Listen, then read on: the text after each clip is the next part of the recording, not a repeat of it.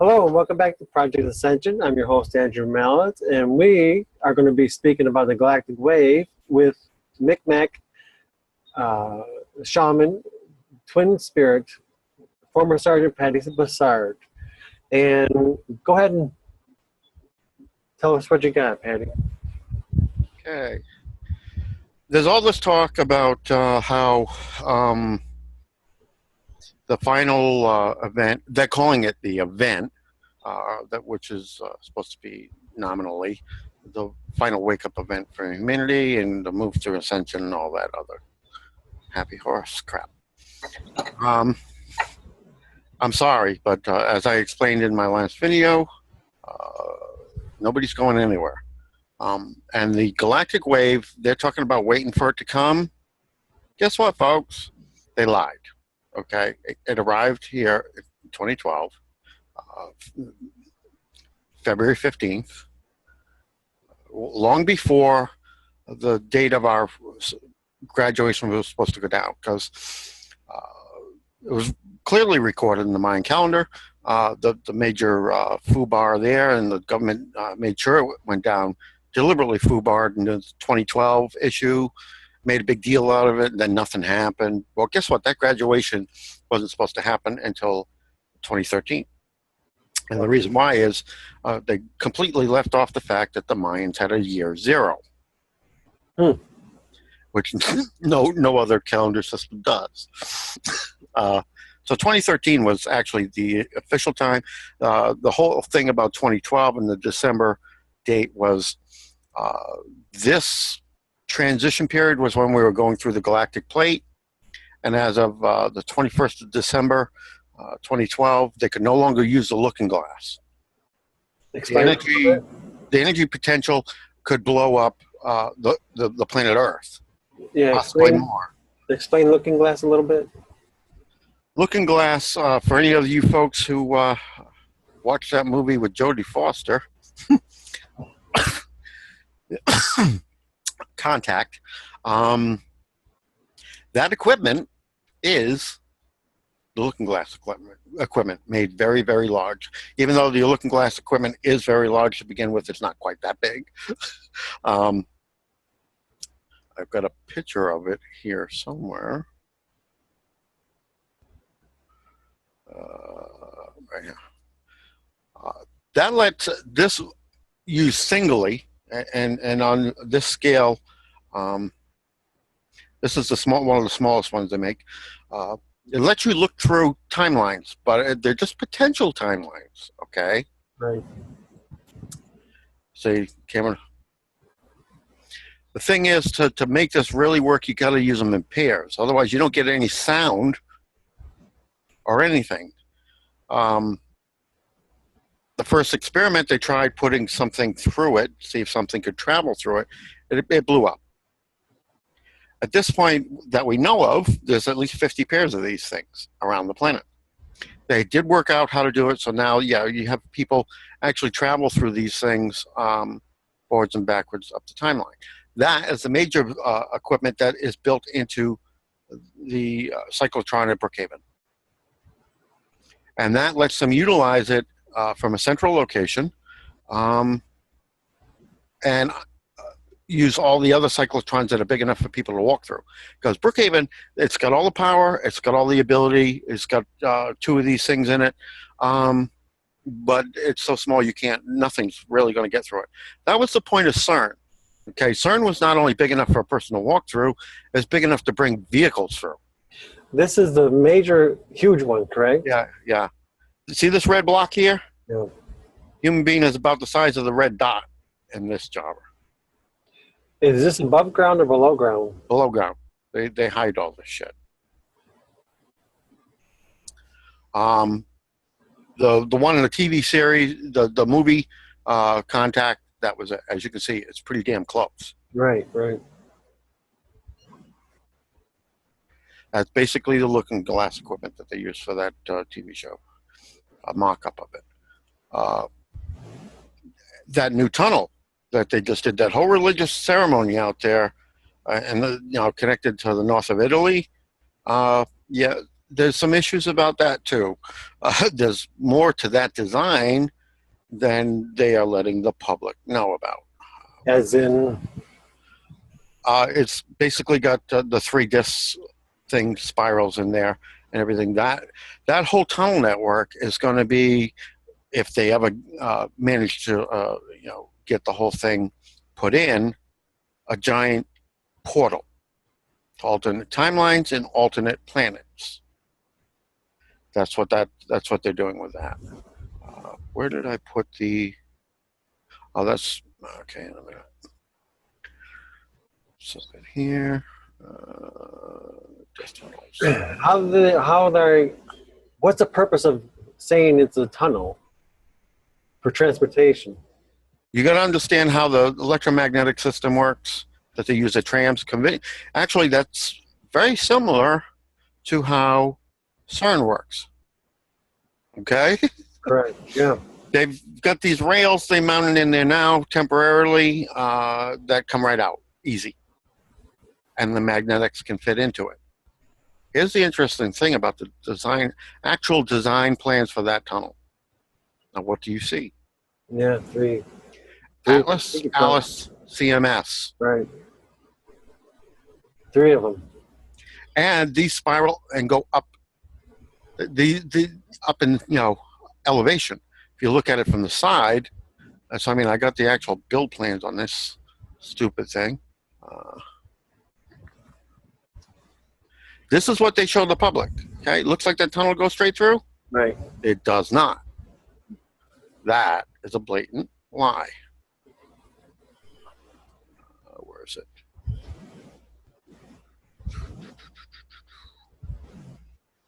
Or did I not move it to this directory yet?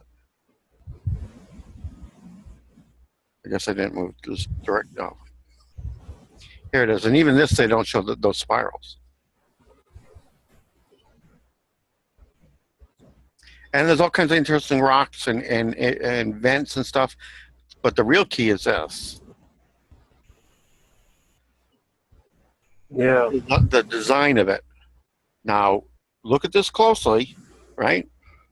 Now, let me show you another picture. And this is, where is it?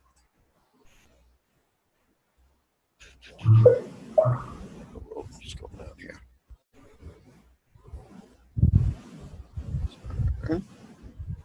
Brookhaven. Let me show you a tunnel set up inside Brookhaven. Same thing.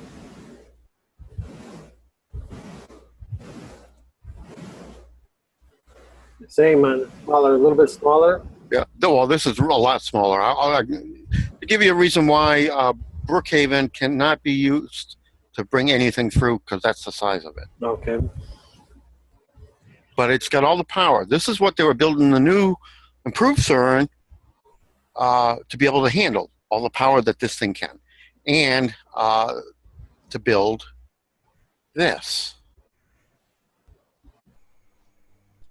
which is a rotating edition of the Looking Glass. If you go up and look at the exact actual design specs on that unit, what do you see here? Forward time projection chamber, rear time projection chamber. Right, right. Okay? They've found a way to build the Looking Glass cyclotron into the cyclotrons, basically, to make them permanent gateways. That new tunnel, when you go in and look at its freaking control room, go to the other.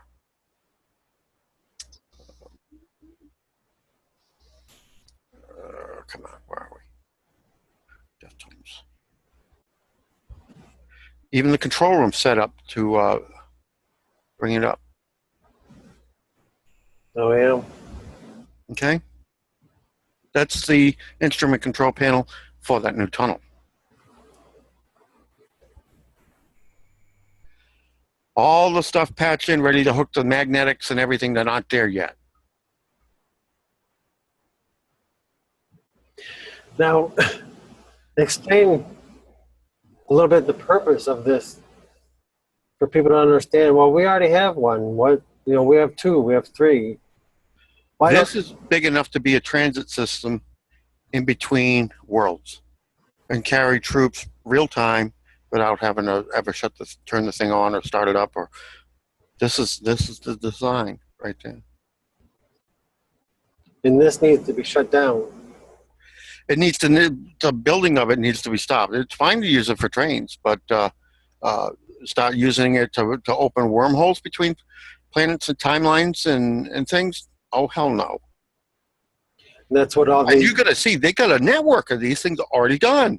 That's the network. This is just the latest in one of these damn tunnels. That's what's completed up to here. That one just came through and stopped right here. Okay, this is the grand plan. This is, you know, how many of those damn things they plan to build all the way down to Rome. With each of these white spots basically being incoming point for, you know, Dracos and other ET troops. Right. And that was the whole purpose of the satanic rituals. Mm-hmm. That's who's building it. That's who's building it, and that's the to get the correct energy into the actual structure. That and energy. So, yeah, that's a problem.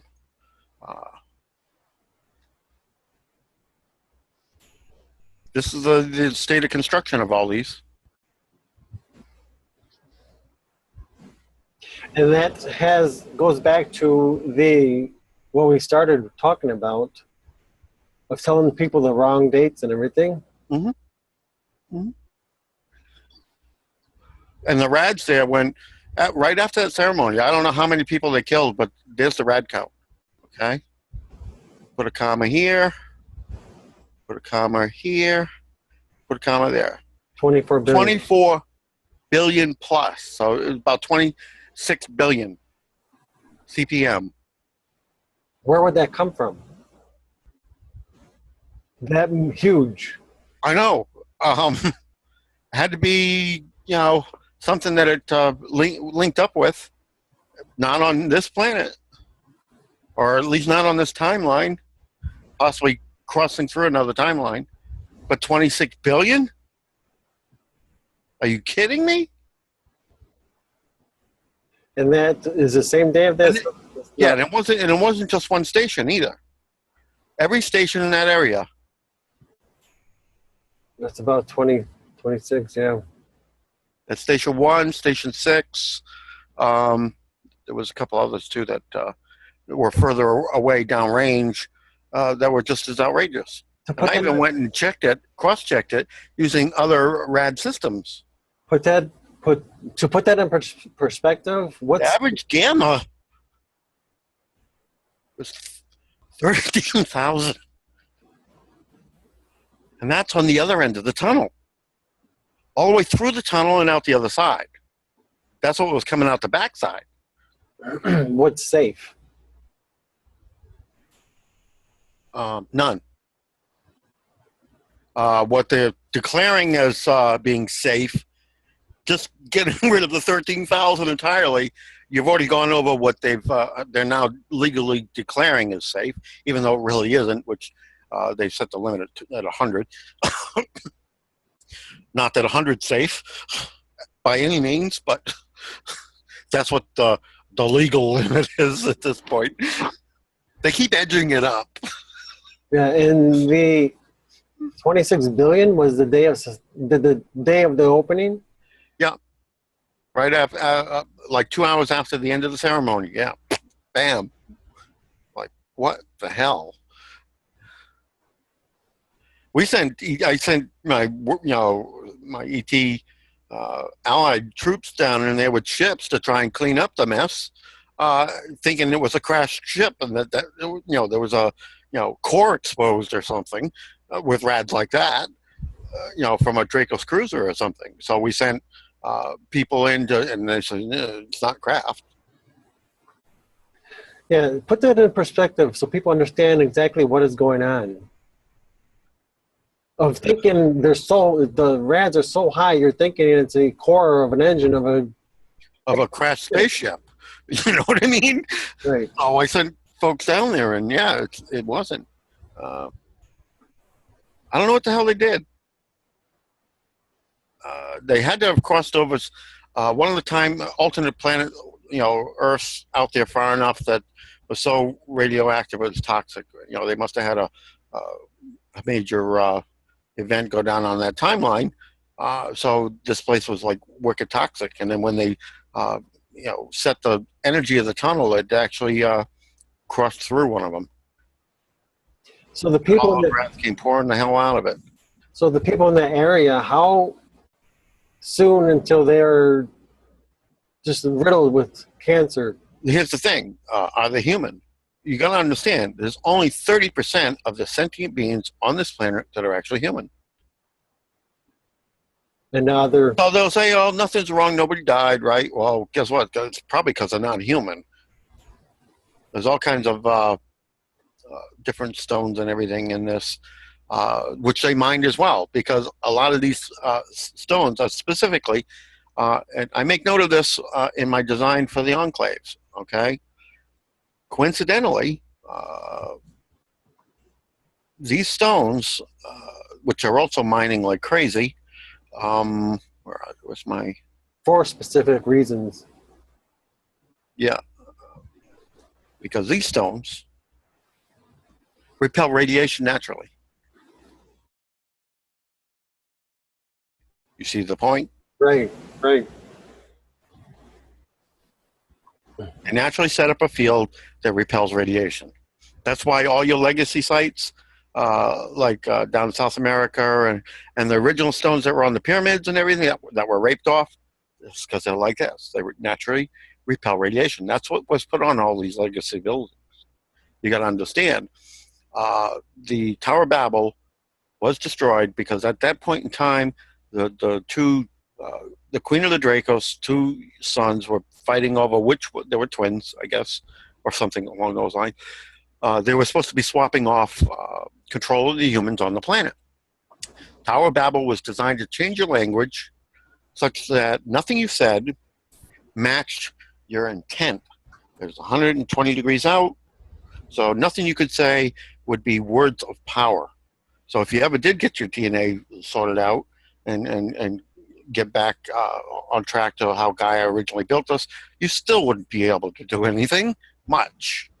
And that's the whole purpose of all the different languages set up? Yeah, it's scramble everything up. There's only one language that's pretty much, as far as I can tell, not too much damage and semi-intact. What you speak matches intent, and that's Punjabi. That's it. And Gurmukha was added on top of Punjabi as an add-on to it to deal with Sanskrit. Punjabi predates Sanskrit. Okay. And here's the thing. The two brothers were fighting over who was in control, and one of them lobbed a massive thermonuke at the other. That's what destroyed the Tower of Babel. And anybody that tells you, no, that's not true, I dare you, go out there and look. Because guess what? The big-ass glass crater from the damn thing is still there. Okay? That's why everybody had to, for a while, evacuate the Middle East. And that's why so many legacy technology devices were left behind there, which is one of the things, and I'm a member of the Freedom Team. I was there, okay, in person. One of the reasons we went there was to grab up all those devices. Okay. As well as the gold. And Saddam's looking glass equipment. We grabbed that too. Yeah. Go into a little bit more depth of that, because it's not weapons of mass destruction. It's a grab. Yeah, it's a technology grab. All these legacy devices had to be left behind because the place was too radioactive, even for the Dracos to go in. So it's not fun, but it is. And when was that? That was very long ago.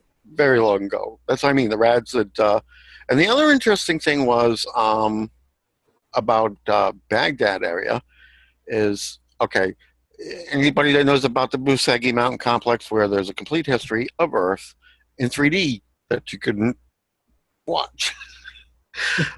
They've put a military contingent in there that's mostly Draco. But the thing of it is, there are 3 tunnels from each of these old legacy sites. They are the sites where Gaia originally reconfigured Earth after bringing it here. This is one of the worlds, the ancient elves, which go, and it has nothing to do with the Elohim or any of that. I notice they talked to, there's a lot of the talk about the elves, okay? And that's because races that came much later, call them like the Elohim, which is EL apostrophe whatever, and they use the L as a prefix. Right. Something. We're not talking about the same group. The elves, ELLS, otherwise known galactically as the ancients. Okay? Yep. Entirely different race. They're the ones that built our sun gate. That artificial sun we got out there. And royally, not just one, they built a multitude of them, pissed off the folks who run the Milky Way campus. And that has nothing to do with anybody that's born on a planet and evolves upwards within the Milky Way galaxy. I'm talking about the admin folk. Are you there? Wow. They don't like me talking about that. Yeah, that was, you can just tell that was an attack on us. It's getting more and more like that. Did it stop recording? No. Okay, I'll just Kept it going. yeah.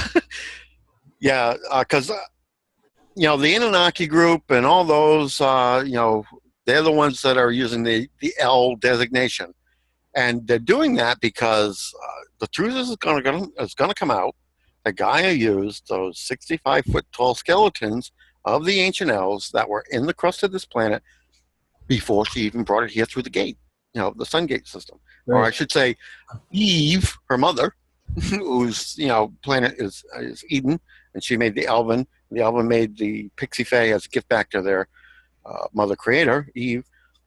And somebody level 15 or higher up the tree of life interfered with the creation of the Pixie Fae. That's why they're so damn powerful. But the fact it's going to come out that we are inherently genetic descendants of the elves. ELL''S. That's the race name. It's not a precursor. It's not a title. It's the name of the race.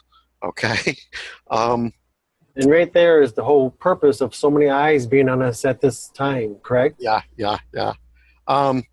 Most campus, that's why it's, we live in a universe, but in truth, we don't live in a universe. We live on a university campus. Right. Earth is just one planet in one system as part of that campus. These folks, this is a skeleton of the original elves. 65 feet tall, but built just like us. The only difference, the elves had longer rib cages. Key differences. You look at the arms, the Anunnaki have double upper arm bones. Their pelvic flange is in front of where the bone for your leg socket's in rather than behind it like ours. Their jaws are totally different. There's a lot of things about the Anunnaki that are totally different. Okay. So now when Gaia made humans, she made all her great mammals. The great apes are the ones who provided the host mother wombs to birth humanity. Now, on the female side of the equation, Gaia used her own genetics, some of the great ape genetics, and these folks, DNA. That she put a bunch of these in stasis and extracted DNA. That's for the female side of the human race. So on the female side of things, you're directly connected biologically and genetically to these folks. They're the folks who drive Nibiru, by the way, the real Nibiru, which is 6 times the size of Earth. I've got pictures of when they've been keeping an eye. watching what goes down. But guess what? Guy never asked them to borrow their DNA. And when they built the sun gates and everything, the folks who run the Milky Way tried to kill them off. So they, reduced down to a minimum amount of planets to host their whole population. And they started up the warp drives separately from their suns and their planets and drove the hell out of the Milky Way entirely before the wipe went down. So to put it in a nutshell, all humans are pretty much the royalty of the universe. Yeah, the crap that the ancient elves did way back 2 wipes ago is why they don't like having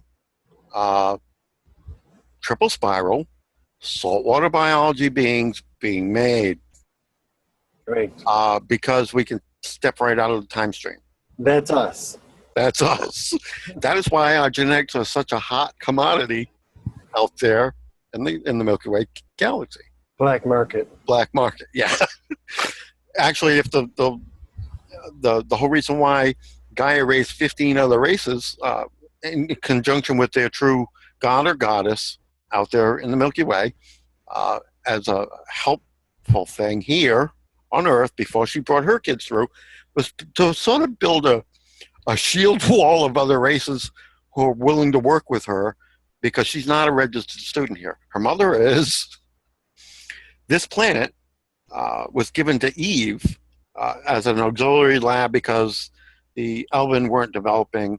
And because they weren't developing, that's why she originally asked for this sun, a higher variable frequency sun, be brought out here.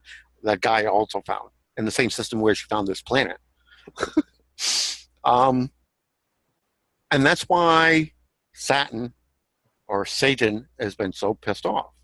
Right. Once that sun got brought out here and got started up, of course we lost Tiamat during that event. Once they got it working right, Satan got his ass shut down and kicked to the curb. Because Satan's the original sun of the system. Right. And the whole purpose of bringing in our sun now is to open up the black market here, correct? Well, no. Eve wanted that sun that we've got now because it's higher variable frequency, so she could push her kids, the Elven, higher genetically. Okay. To raise their frequency, to get them to move towards ascension, because the Elven race sort of plateaued. They were perfectly happy with their world and the way things were. They didn't want to ascend. They didn't want to go anywhere. But the reason I asked that, because actually our sun is illegal, correct? The interesting thing about our sun is when they started it up here, it's illegal tech on a galactic-wide scale. There's a bunch of them if you look at the map here. But the cataclysm that happened, we didn't just lose Tiamat. When they brought Saul, put it here, it created the entire Orion spur. Right. It ripped whole systems off the blue line, dragged them out here and everything. That's what woke up the Orion group, the really nasty gray types, to our existence. And they've been looking at what's been going on here ever since. Now that unbalanced the entire drive system of the Milky Way. That's why they're building this other spur out here backwards. The brown one. Yeah, this line here is actually going backwards. That's to help. They're still working to correct the balance that was created by starting this sun up here, and because it royally screwed up the whole network. The short orange line there. Yeah, the Orion spur right here. That's us. We're right at the bend of it, and the bend happened because of them starting that gate, sun with the gate in it here. And each of these little tabs that stick off are where the other artificial suns built by the ancient elves are sitting currently. So yeah, that was a major fuck up. Excuse my French, but there is no other word for that. Right. There really isn't. That screwed up everything. So there was no ignoring that. If you look in the dark spots on our sun, this is what you see. This, one bit of this circuitry is the size of Earth. Okay? It's huge. That's what's in the dark spots. The sun is not nuclear, it's electrical. Okay? That's just, we're so ingrained with what we're taught in mainstream media school. There's just so much garbage that they teach you in school. It's you know, I quit school in 10th grade because I could not take on board any more of this garbage.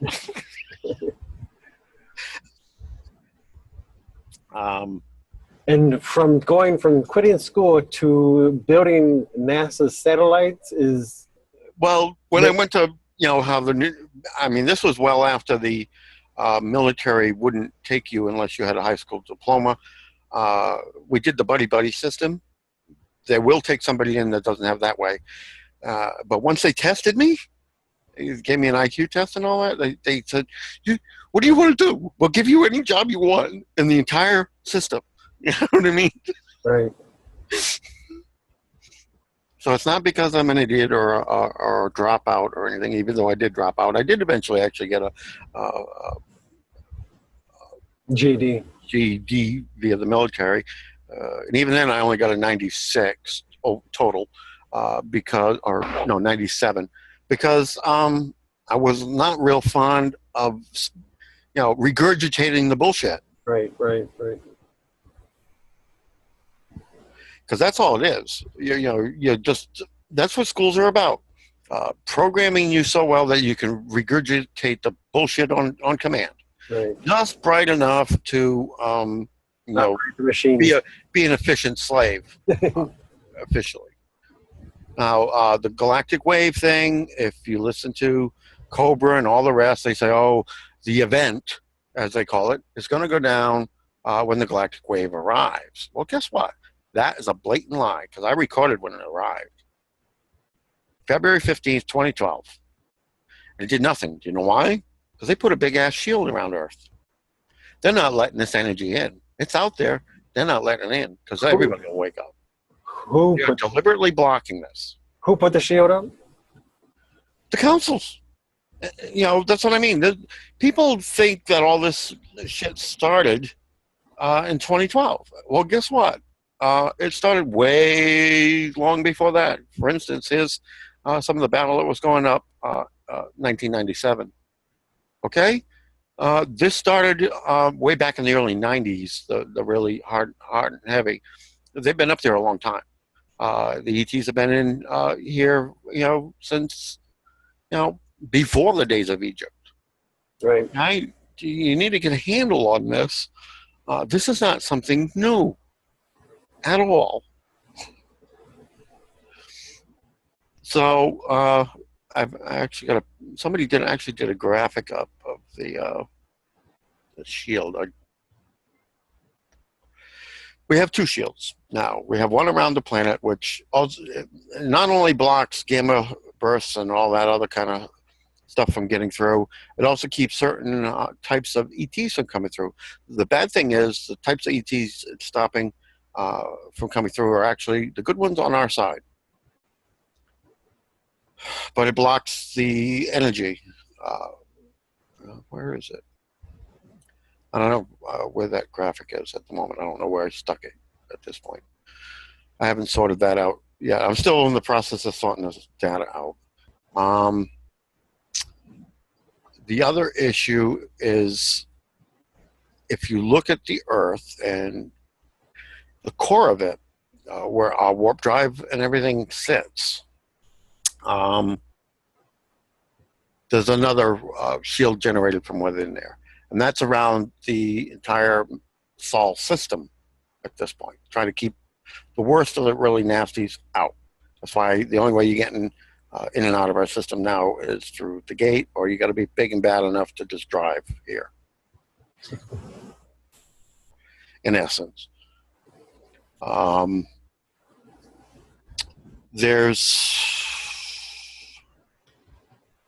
all kinds of truths out there that they just don't want you to know. So this timeline, and here's another thing. I'm going to just touch on the Mandela effect. This timeline is timeline 0 or Earth Prime that we're on now. A lot of these folks are getting a lot of different memories, and I'm kind of upset about it because one of the latest one, side timeline that merged in made a change that I didn't like. My high school, and I was in sports back then, our school song was Queen, We Are the Champions. And with this latest Mandela merge in of a side timeline of the world is now missing from the end of that song. Go ahead. Wow. But there's been a lot of aspects. As these timelines move in and merge in with the prime one, they're not really allowed to bring much of anything with them, but things happen differently on all these other timelines. So are these facts that people are now spouting true? Yes, but not necessarily for the prime timeline.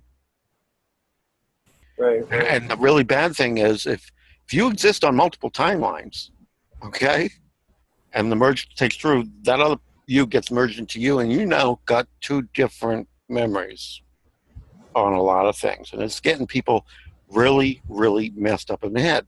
Yeah, you can. Because they don't know how to cope with this. Right, because you hear a lot of people every day saying, well, this happened, but I remember this happening, but I saw this. You know? And it's not, there's not their mind getting messed up. It's really true because their timelines are overlapping. Yeah. And that's going to continue to go on. Right.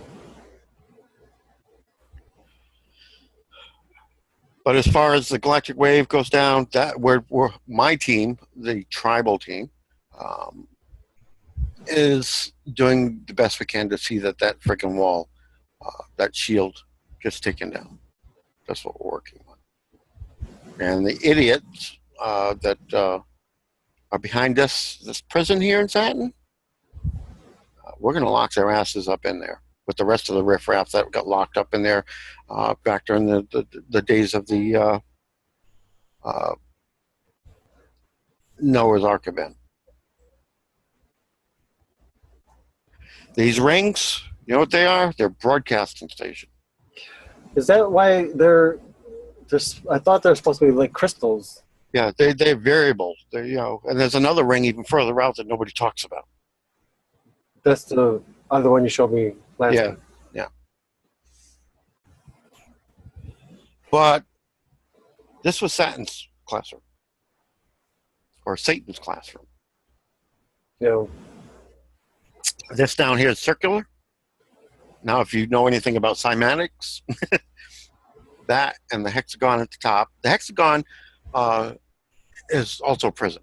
That's the door to the prison where all the riffraff back during the Greek days, all the so-called Greek gods, Mars, Venus, Jupiter, all that crew. Yeah. They, like when the Platonians showed up and gave the star seed to Eve to make the Elven race, for instance, the Martians picked a fight with the Pleiadians. The Pleiadians did a total thrashing of Mars, okay? The remaining Martians used the Merkaba on their planet to jump out. They landed on the Lemurians' homeworld. At that point, other than a very few scraps of remaining northern and southern groups of Martians, and the southern are by far the worst. Even the folks Obama deals with don't even deal with that group. They're just as recessive as they ever were. They're just as recessive as the group that picked a fight with the Pleiadians. They got their planet trashed. Right. It's a northern group of Martians that Obama and all that crew signed to deal with. So if you wonder why we've got all these Muslims invading everywhere, Muslims are not Muslims, they're Martians. Muhammad was a Martian. And when Obama was on Mars for 2 years, he signed a deal with them for equal real estate here on Earth in exchange for not having to pay rent for the 40 massive manufacturer cities we have on Mars that are using either straight out slave labor, like the southern one, that don't even know that Earth is even habitable anymore. They've completely jacked that folks over, and they're claiming it's a psychological experiment. Wow. Now the rest are been either kidnapped from Earth or like these airplane crashes where they can't find any bodies. Gee, wonder why? Because they've all been forced migrated to Mars. Right.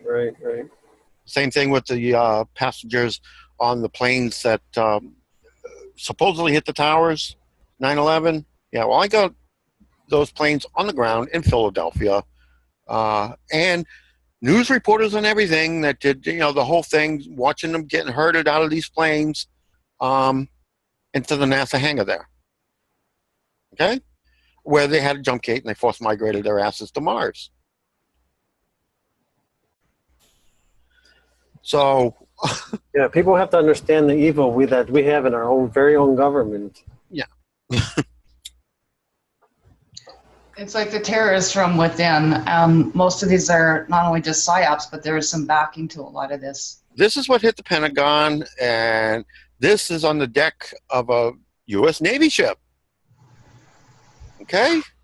Cruise missile launched from a U.S. Navy ship that plowed into the side of the Pentagon. Right.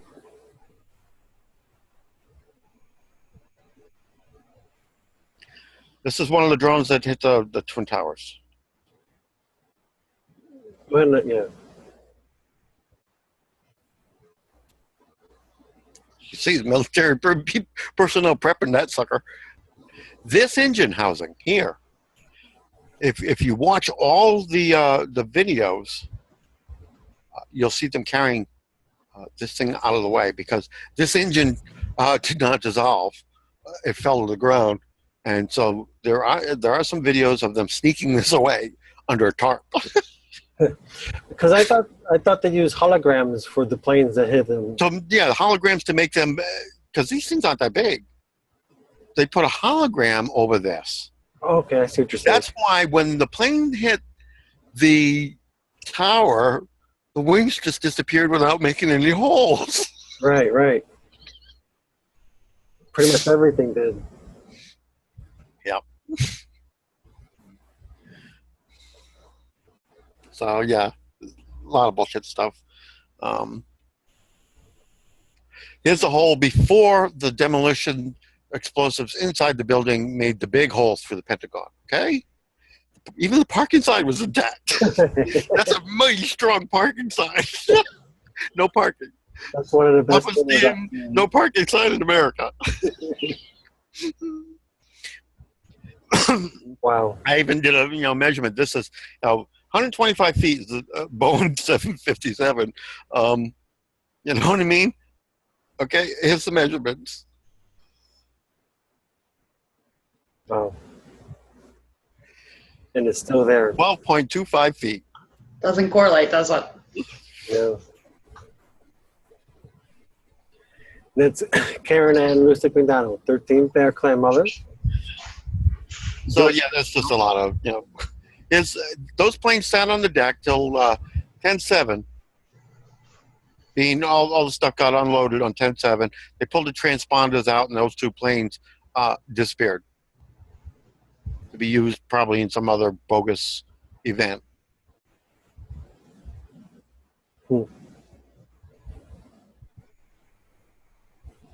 Because I wasn't able to track them when they left. And yeah, I can track anything that runs in our skies if I need to, by transponder. I can, depending on what type of plane it is, I can even look out their windshield from the cameras inside. So they pretty much removed everything for tracking. Yeah, and they were unloading everything on the 7th of the following month, and then by the 8th, the planes weren't there anymore. And I went back and looked at the tracking and everything. There was no tracking on them leaving either. So yeah, they had to have ripped everything out of them that would allow you to track them. Would they even have gone far? before we go any further, let me say this categorically, unquestionably. There is no way in hell at all possible to lose anything, especially something as big as a freaking airplane, on this entire planet. Ever. Right. Okay? Just for the record. Even without transponders and stuff. If they wanted to find it, we've got so many damn satellites, it's impossible. Okay? Now, I'm saying that, and I haven't yet backed it up with data, but here, I'm going to back that up with data. Hard data, so you people understand just how many eyes in the sky we got. There is nothing anywhere that, if I have a general vicinity where it is, that I can't just grab a satellite, open its eyes, and look. Okay? You can't lose anything this size, especially something that big on this planet at all. And Patty, can you elaborate? Because a lot of times I've seen stuff too where you've opened up because it's actually continually filming and being recorded. You can go back to 2002. We've gone back to do some investigation stuff and research, and we've been able to go back. Patty's been able to open up for like 5-10 years. You know, now, so these are done by category, okay? But let's just go for shits and giggles. Let's just go with military ones, okay? Military satellites. With big ass eyes, okay? Look at my sidebar over here. Those are all satellites. These are all satellites with eyes, okay? And I'm not, you know, I'm over. Look at, lose something on this planet? Are you kidding me? And this is just the military ones. That's not counting the weather ones and the environment tracking ones. You know what I mean? Yeah. You lost a plane? Now, how did you do that? Does this that isn't like losing keys, is it? No. see? Because those are 1964.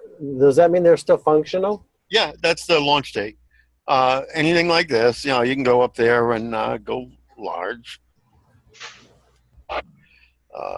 go satellite, and then open its eyes. Okay, and then, you know, zoom in. And I mean, not just zoom in, I can go down right to the ground and read license plates, okay?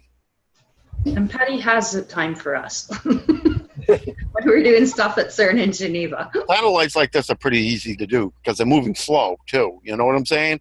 Right. The really fast ones, it's hard to get a real good look, but let me go the other way. And right to the point, you were able to look into the windshield and identify unidentifiable sort of entities in vehicles too. So I mean, You got to have a really. I don't have my original system anymore, so I can only go in so far now before it has to try and do too many fast frame refreshes. But that's as far as the processing power of this computer can handle. But even at that, you can't lose a plane. Even using a pissant little computer like I'm running right now, okay? Can't lose a plane. again, this has to do with access technology and who's got clearance and who can access what for information. And the security clearance. This is classified information. It's you know, that's what I mean. Losing a plane, that's bullshit. Just plain bullshit.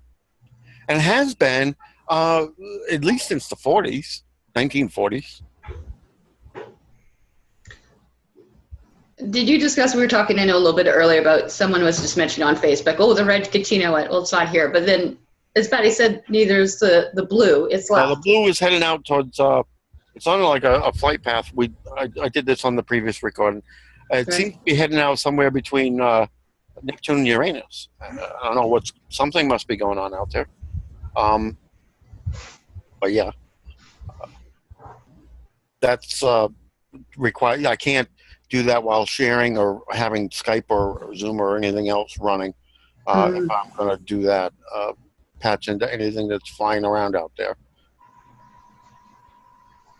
Because we have satellites all over the system. not just in orbit. Just for gigglies. Fukushima was not accident. That was deliberately trashed. And the worst thing you can do in a meltdown situation is throw water on it. They deliberately heated them up so they'd go on the ground. What's going on up on the surface is a dog and pony show. All the radiation the major radiation is pouring right out this way, right out into the, under the water, killing everything on purpose. And what was the real purpose of doing this attack? The USA was blackmailing, or threatening, I should say, Japan. Here's the reason why. The reason why the CANDU reactors in Canada were designed was originally so you could take a rod in and out of the core without shutting it down. And the whole point of that was breeding plutonium, okay, for weapons. The CANDU reactors, for that purpose, turned out to be a failure, pretty much. And they leaked like sieves. So the plutonium that they needed to clean from the weapons program, because here's the thing, all our nuclear weapons, they sit in the warheads for a while. And what happens is, over time, as decay goes on, you end up part plutonium-239, which is the good stuff, the bang stuff. Right. Some of it goes to plutonium-240. Now, the problem with plutonium-240 is it causes a fizzle. Okay, you don't want that. And beyond that, you get plutonium-241. That is really nasty stuff. That's deadly stuff. And beyond that, it fries electronics. So all our waste plutonium was then shipped to Japan to clean it. Get rid of the 241 and the 240 and give us back clean plutonium-239. Well, the Japanese were using that to breed their own bomb materials, uranium-235, to make their own warheads. Now, bear in mind, the reason why the Japanese were so adamant about nobody in the public saying jack squat about anything pertaining to radioactivity is because at the end of the Second World War, the Japanese people went to their emperor and said, if you and your folks ever become a nuclear power and make your own nuclear bombs, we will kill you. That was part of the terms of the ending of the Second World War, and that allowed the emperor and his group to stay alive. And that is your Red Dragon group. Okay? Okay. They went and built their own bombs. And when Obama said, oh, we want our plutonium back, they said no.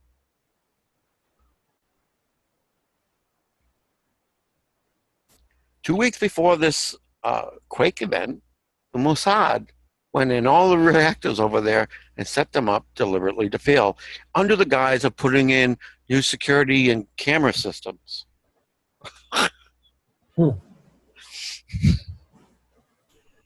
There was no way in hell they were going to keep that reactor under control. Now, when Obama found out about Fukushima, he raged unbelievably in the White House. You know why? Because he didn't know that that's where his plutonium was. He was really worked up about that. In fact, he demanded that we immediately, forthwith, go out there and drop a nuke on the place to bury the evidence. And nobody would do it. They said, no, you can't do that. How would we explain that? Right, right. You know what I mean? Because he thought it was down at the sodium reactor, which was 65, 67 miles or so south down the coast from Fukushima.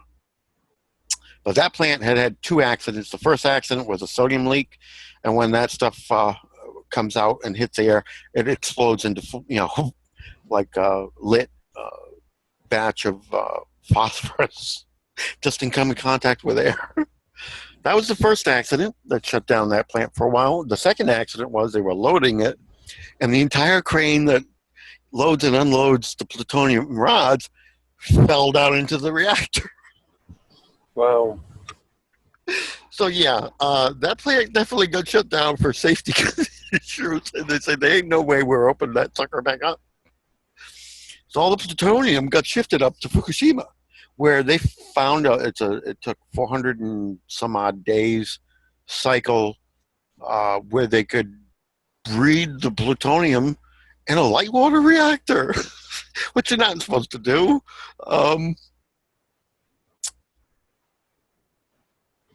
So remember, However, you got to get a lot of stuff out of it first. So the breeding process, the secondary breeding process was going on in reactor 4, and there were 88 rods in there, and they were putting number 89 in when the event hit.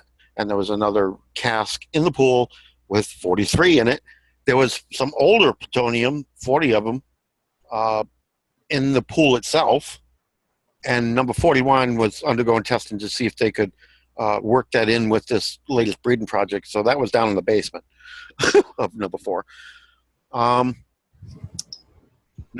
Reactor number 3 had plutonium, uranium-238, MOX, and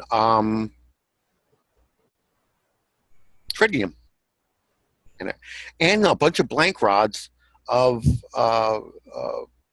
titanium. You know why? Titanium has the same atomic number as plutonium-241. So you start that process, and by the time you're done, all your 241 is out of the plutonium because basically you got really nasty American rods now. All those rods that used to be titanium are now American, and they're nasty as shit. That's part of the breeding process. That's what was going on in reactor number 3. That's why, when it melted, the top of the pile melted over and down the sides and formed like a shotgun, barrel. But the first blast was the main wad of what was in that reactor going down into the earth, blasting right out of the bottom of the building. That's why the whole north end of the building, you had all that black smoke and everything pouring out. Yeah. That wad had gone south already. The second blast, when that main wad hit the water table, created all that hydrogen. Hydrogen came up, and when that ignited, it compressed the water in the pool because there was umpteen amounts of plutonium rods in the pool. And plutonium rods, they're little discs held apart by springs. You compress the air, you compress the water, those springs come together. Now, you may need 10.6 kilos of plutonium-239 to get a bang. You only need 6.2 kilos of plutonium-241 to get a bang. That's not even the size of your fist. Right. And bear in mind, each of those rods holds a bit over 725 pounds of that shit. But because of all the 239, 240, 241 mixtures in those rods, we got the fizzle. But that's what blew up into the sky, number 3. As Arnie Gunson calls it, a prompt criticality event. And they're lucky they got a fizzle. Mm-hmm. If there was no 240 in that whole site would have disappeared. Right, It'd right. be just a big gaping crater in the ground. I gotta show this just for shits and gigglies because it matters.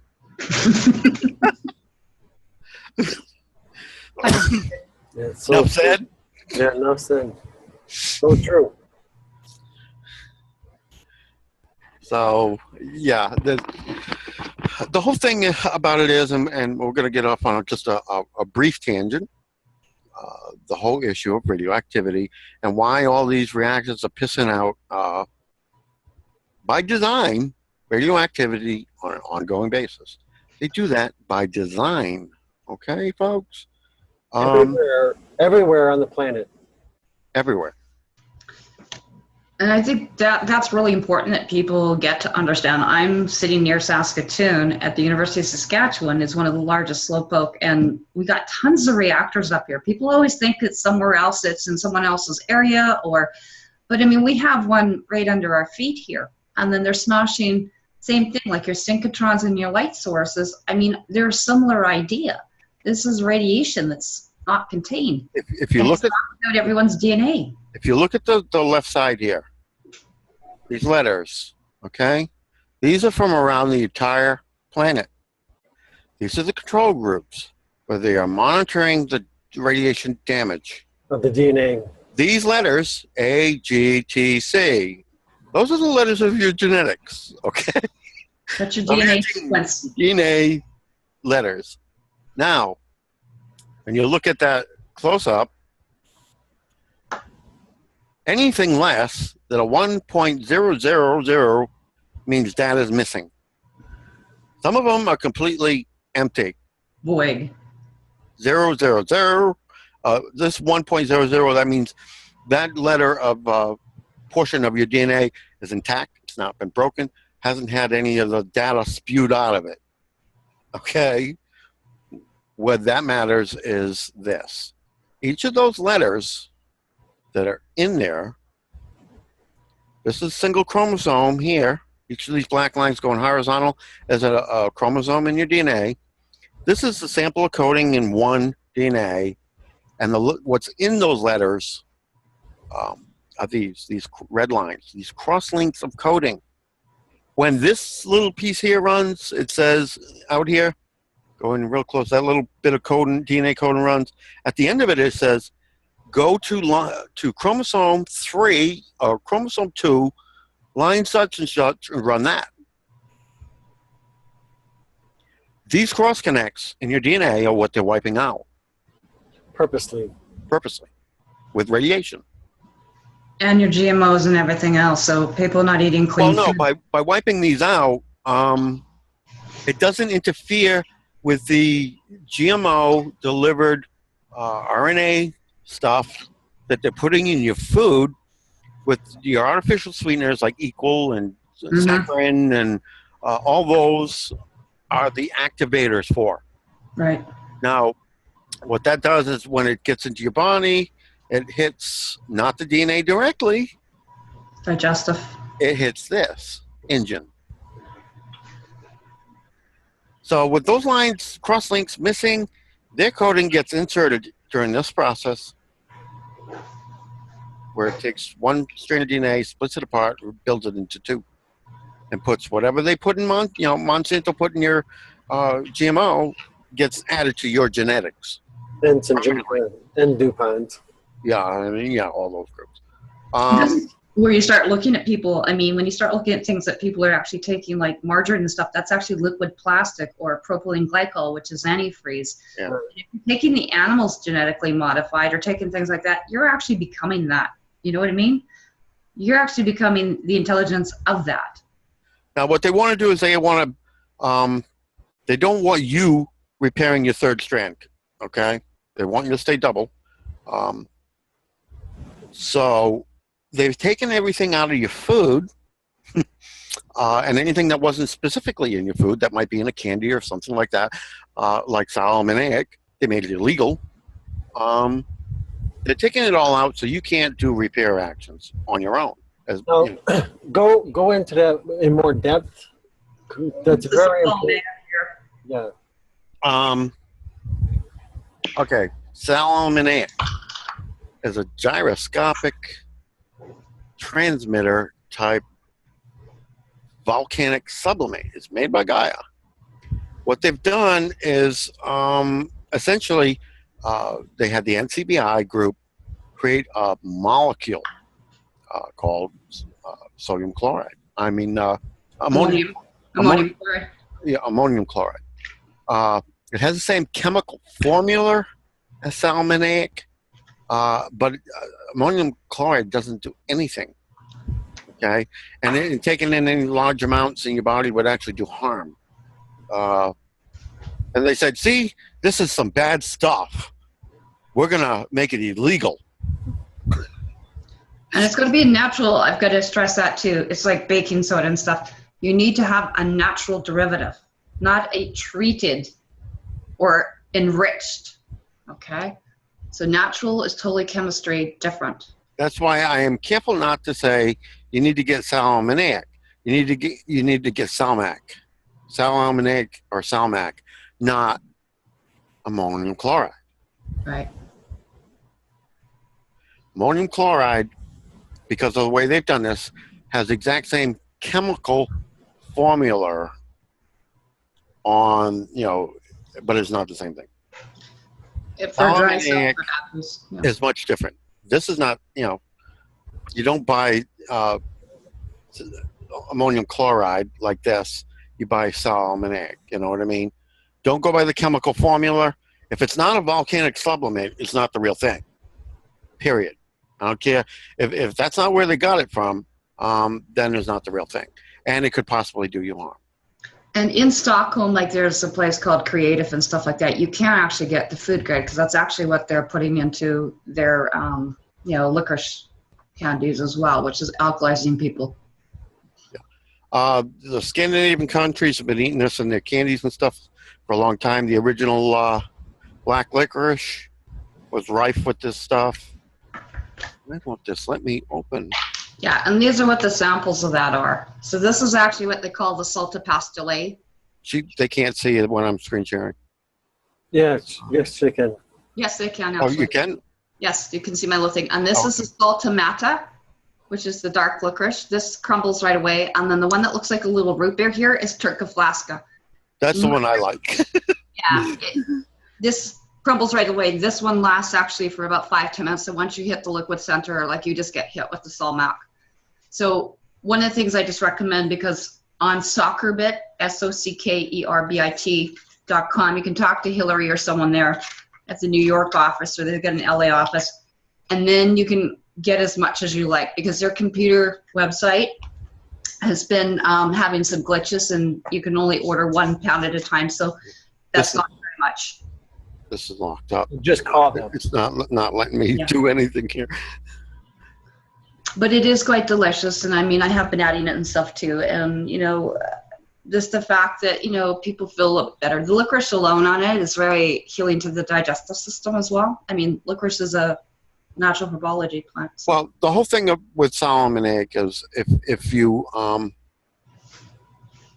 taking it, you're not going to get any more urinary tract infections or yeast infections or any of that. It fixes that. The other thing it does is when you get down to the genetic area, these poles, the phosphates, it binds to these and automatically sets the charge on them positive. That is a key issue. Yes. If you go to try and rebuild your third one in here, you normally have 1 negative, 1 positive. When you put a third one in there, all 3 go negative and throw each other apart. Sure. So you can't, without salmoniac or salmac, you can't rebuild your third spiral. Can't be done. I just wanted to throw a little aside here. Here's the other key to this. The New World Order group want to give you a third spiral back, but not one that you rebuild yourself or Gaia helps you rebuild. They want to build a third one that's not phosphate. They want to build a third one that's silicone, that it gets away from the whole charge issue, throwing it apart, and they can completely program into you at the genetic level to make you the perfect slave at the genetic level. And if they don't like something you do, they can hit a switch, your body falls apart, and you die. One of the things people don't realize, and I mean, it really hit me yesterday. I went to the city of Saskatoon, to the water waste management on a tour with Gary there, and a whole bunch of students from a university program, which reminded me like the, Keshe thing, but that Go ahead and share your screen, because I want you to show that all that stuff in the membrane and all that, because that's important. Yeah. I really wanted to bring it to the attention. So when I went to the city of Saskatoon, people cannot be complaining. I talked to some of the people that have been the, anti-fluoride and all this sort of thing movement. for a long time, and they've gotten nowhere. Saskatoon is still fluoridated, where a lot of cities aren't, which means these people are under severe mind control. Okay, their third eye is damaged, their pineal gland, and these are like zombie slaves in the city. And again, working for these New World Order Illuminati things, because as Pattie mentioned about things to do, let's say, with the uranium and stuff, the huge headquarters for almost all the nuclear warheads and stuff is right here. This is where the headquarters of Cameco and Avita is, at the University of Saskatchewan in these areas. This is where the testing goes on. I'm in like nuclear fallout zone because we had the medicine wheel here at Wanuskewin.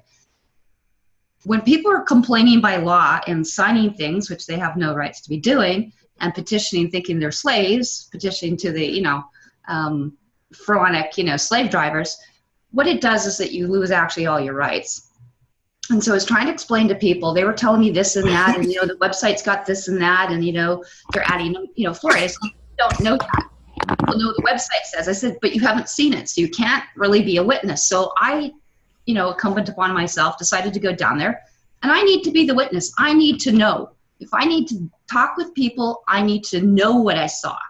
And so one of the things is that, when I realized there was all these students there, I realized I went and checked the website. It's all over my Facebook, by the way, by the time I was connecting dots, because I know how they use the students. And at the end result, after all these students, they brought them in to do food and water security, which means they're going to use these youth and basically tap what they can, make sure they're devoid of anything for information for repairing, and use it because it's transgendering everything out here. This is where they're doing all their satanic little experiments. The water plant is, sorry?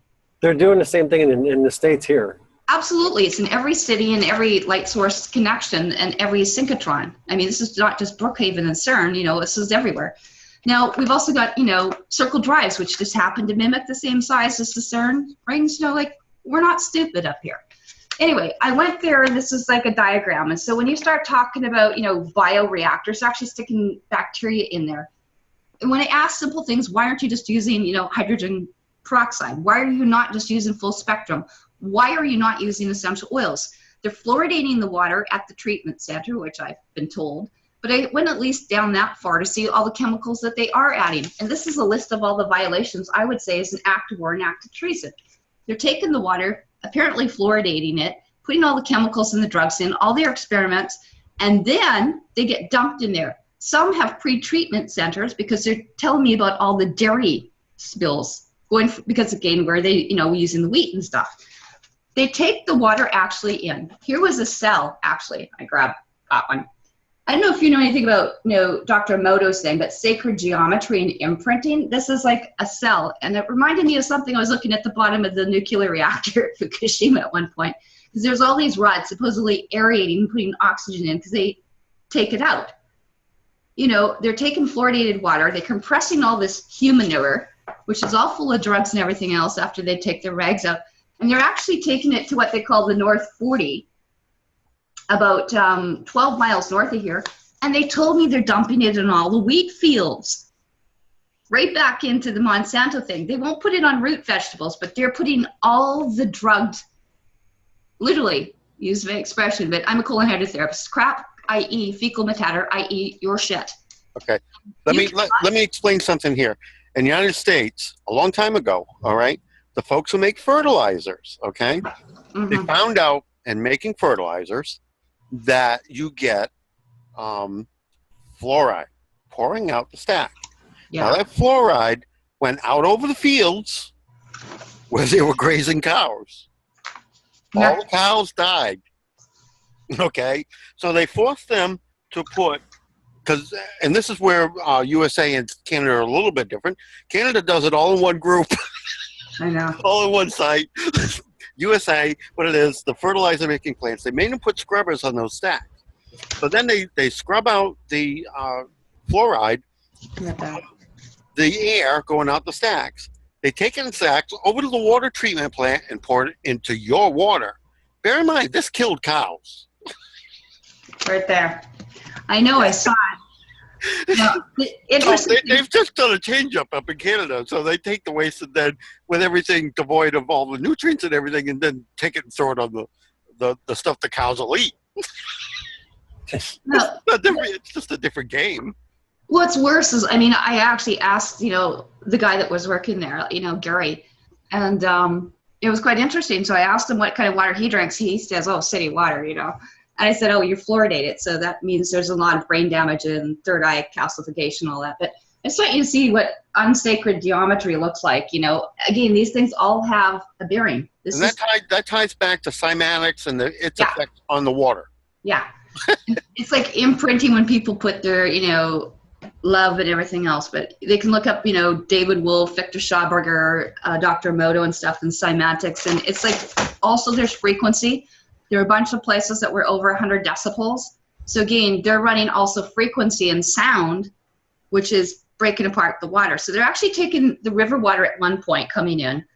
Then they actually, and by the way, they call it the Queen Elizabeth power plant here. So it's not just a little one. This was like directly the Queen's little baby experiment here. Reptilian, yeah, Illuminati. And so I laughed because, well, it wasn't that funny. But anyway, you know, we saw this coming in, and I went, this has got to be stopped. And then they're doing this huge thing, like literally blocks and blocks and blocks. It looks like, you know, the Masonic, you know, outline for like, you know, down the Vatican or Washington or something. You know, the way they're setting all these domes and everything. And you have to look at even from the aerial viewpoint. So if people want to go to the Google and just see these things, you can actually see how they're set up very strategically. And, you know, I wanted to know, I said, this is where we had, you know, Saskatoon berries. This used to be a tribal site. This is sacred tribal. You know, we never sold it off. And the city of Saskatoon doesn't own it, especially on the riverside. It's not a river bank because we shut the kingdoms down. right? So it is actually the mother's land. It's our tribal land. It's my land. And so everything I was looking at, you know, from the ferric chloride that was going in, they put beads in. I mean, just to let you know, they were putting crystals in from Australia, and they were using fertilizer, stripping every mineral they could out of there, and then selling it back to people for potassium and nitrogen and carbon and stuff. Let me say something, Karen. Not monitored. Let me say something here. Yeah. And this is key. Ferric oxide. It's a magnetic component. What that's doing is drawing in and taking out all the essential metals Yeah. that your body needs. They're basically stripping everything that is useful for human Yes. to do any kind of repair out of the water and taking the energy with it, leaving dead water. Right. And you could see the color in there. You could see everything was kind of devoid of everything in there. Now, the other thing is that I said to him at the end of the tour, I got all the students around, and I'm looking at the cells, and and then I saw Siemens. And of course, if you know Siemens and Pirate of the High Sea and all the alcohol, but when the largest, again, Illuminati New World Order, people that was, you know, with all their high tech. So I was looking to see who was contracting to who and doing what with. So, I mean, there was Asteria that, again, their nutrient enrichment, you know, so that's where they steal everything and then resell it back to people. You know, I said, why didn't you use crystals? There's organite, there's all sorts of things that could have been done. They just do UV as opposed to a full spectrum. There was no even plasma technology. Exactly. Like, you know, I said, we have, you know, warp drive and plasma and secret space programs, I mean, that leave this planet. And this is what you're doing. You're taking my water. I said, do you know where it originates? And he goes, no. I said, off my land, this river begats, but begins on my land that's posted and flagged. I'm part of the Bear Clan and tribal stuff as well. Right. I said, which is by elk water. And I said, everything that the battles were over, I said, that begins there. I said, I have the title to this. And I said, and this is an act of war and an act of treason, what's going on in here. He told me. Let me address that. It's not an act of treason just against the tribes either. It's an act of treason against the human species as a whole. Internationally. And it is crimes against humanity as well. They removed the phosphates and the bacteria. And I said, so this is not vegan friendly at all. And when we knew about Epsilon and Lyra, Alpha Lyra and Vega, I said, what you're doing is they're actually putting bacteria and breeding them, just like they breed people. And they devoid them, they stress them. And then they put them into other tanks and migrate them to the point that they basically, you know, are doing stuff with the phosphorus and stuff. Crystal green was another thing that they used in there. Mercury bulbs were being all over the place. I find glycol, and I mean, he couldn't explain a lot of this stuff to me with what was going on in the bacterial water and stuff and what was receivable. Plus they had a flare going, and they were burning off methane. And then he told me they have special flares that they send off at times too with the fecal matter. And went, so now you're putting all the drug stuff at a quantum level back into the air, into there. And the biological oxygen demand, the fecal matter that was going, the phosphates that were going. I mean, it was just one after another after another. So I grabbed a sample. I just actually went to get it pH tested at SOAK, by the way. With, I'm taking the guys up there. I love the guys. They're biofeedback practitioners. They got, hot tubs and everything else, and LEDs, all our natural lighting. I love Boyd Anderson and, Scotty up there. And anyway, so I just got a phone call actually back. So we ran the test, and the pH is like well over 7.4. I said, that's got to be artificially induced, right, because I know what comes in on the river. So just the fact that they've played with it, just like they like to add lye or different things, or, as people use baking soda and stuff. The other thing that was so freaky is he told me there was one pool, if anyone fell into it, they'd be just pulled in and sucked like quicksand because they've removed all the gravity's gone. Yeah. And so I said, isn't that amazing that we used to have the most healing salt lakes and saline lakes up here too, like Manitou, that you would actually float because it was like the Dead Sea. So we had, natural spring waters, but we also had one of the most, mineral rich. And so actually what they've done is they've actually taken that and stripped everything, that the specific gravity was totally altered. He said you wouldn't even be able to float, it would just suck you right down. And then I started thinking, I wonder who's disappeared in there, but that kind of thing. They were in there with open airs. There was plants growing off the stuff. You could see contaminants everywhere. No one used essential oils. Even their hands, they were those stupid sanitizers that had like triclosan and stuff like that in there. It's like alcohol. They strip off all your immune system. I said, and I'm here, Alfred, do you want tea tree forever? I mean, the girls were sick. They couldn't breathe.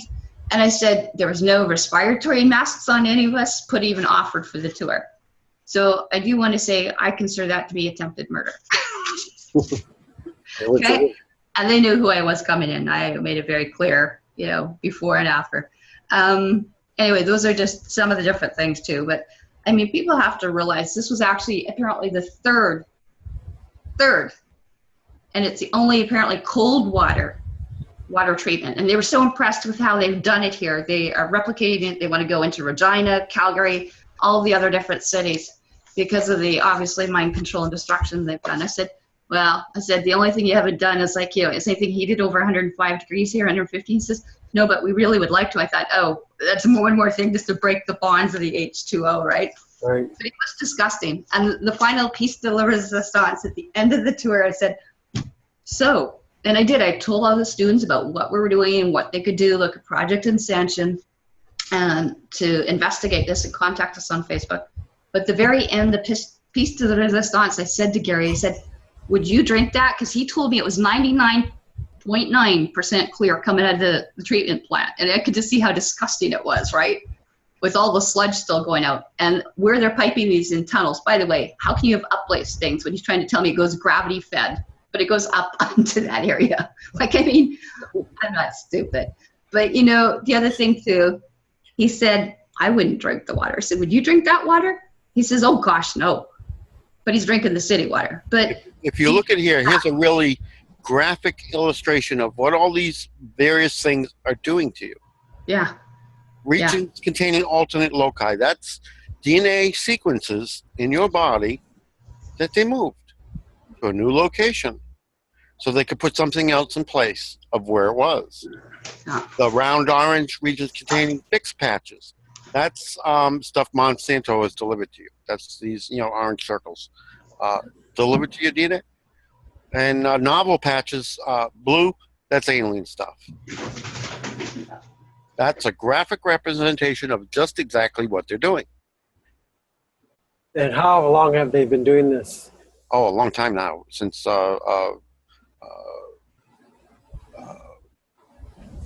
Clinton launched all this.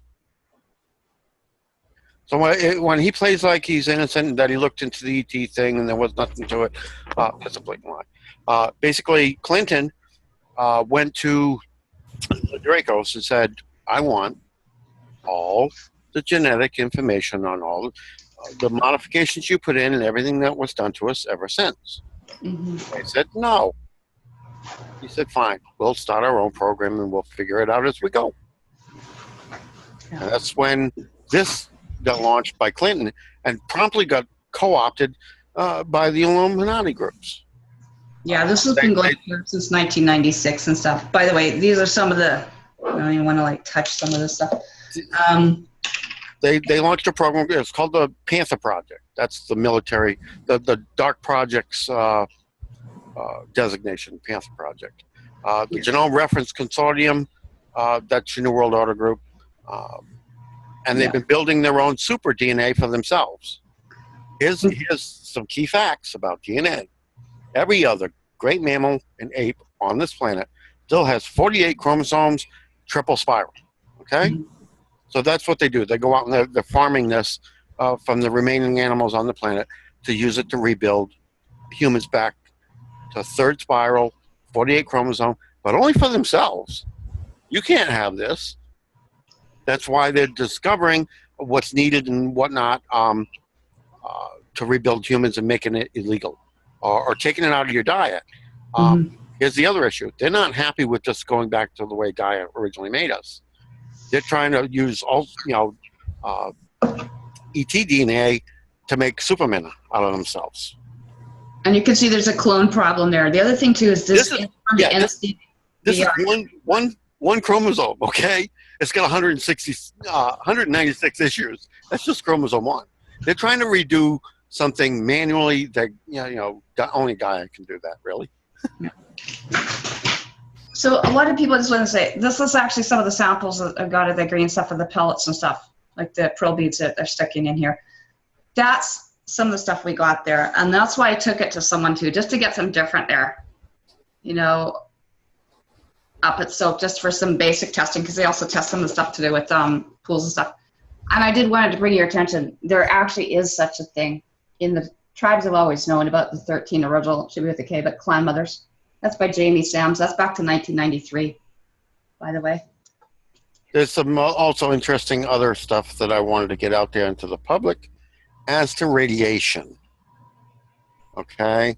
I did a whole graph up on radiation, and I matched it to the EPA's graph by color and energy range. The true amount of time it takes to go through one half-life. You got to understand. One half-life times 10 to get rid of it, or to bring it down to a point below where it will affect humanity. However, there's some key issues about half-lives that they don't tell you. These half-life dates only exist in a lab. They're far greater when out in the wild. These numbers only exist when done and proven out in a lab. And some of them, even in a lab, 703,800,000 years for plutonium, uranium-235.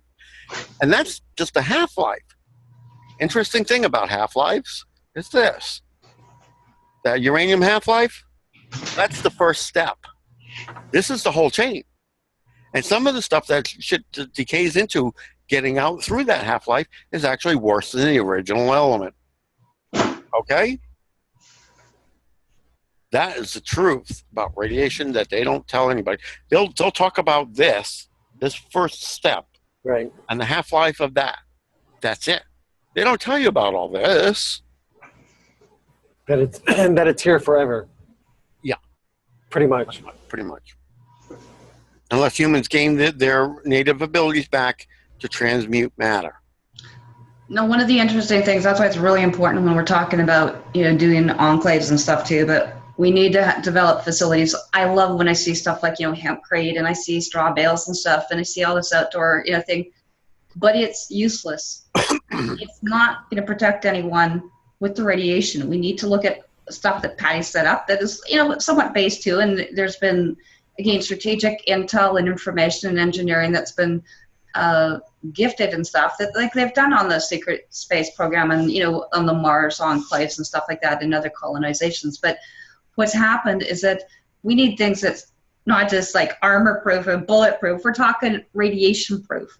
Yeah. And how many different types of thing that it's like beyond just being in a Faraday cage and, you know, an organized place. It's got to block UVC. Yeah, One exactly. of the things about making nuclear rods, places like Paducah, Kentucky, they are exempt from the CFC laws. They pump out each location more than 800 tons a year of CFCs. That's what ate our ozone. It's gone, just about. So we now have UVC coming all the way down and hitting the surface, and that can cook you, literally. Mm-hmm. So you have to block the UV rays, you have to block radiation, you have to block electromagnetic, and all the rest of that crap. Here's another interesting issue. People who were regaining their enlightenment and abilities, but still had double spiral DNA, Mm-hmm. you put that kind of energy down the center spiral of your DNA without it being triple, it ignites all these extra plugs that are not plugged into anything. You have them all over the place. It ignites the phosphorus, which burns the sugars, in turn splits the hydrogen and oxygen, burns the oxygen and the hydrogen separately. That's human spontaneous combustion. Yeah.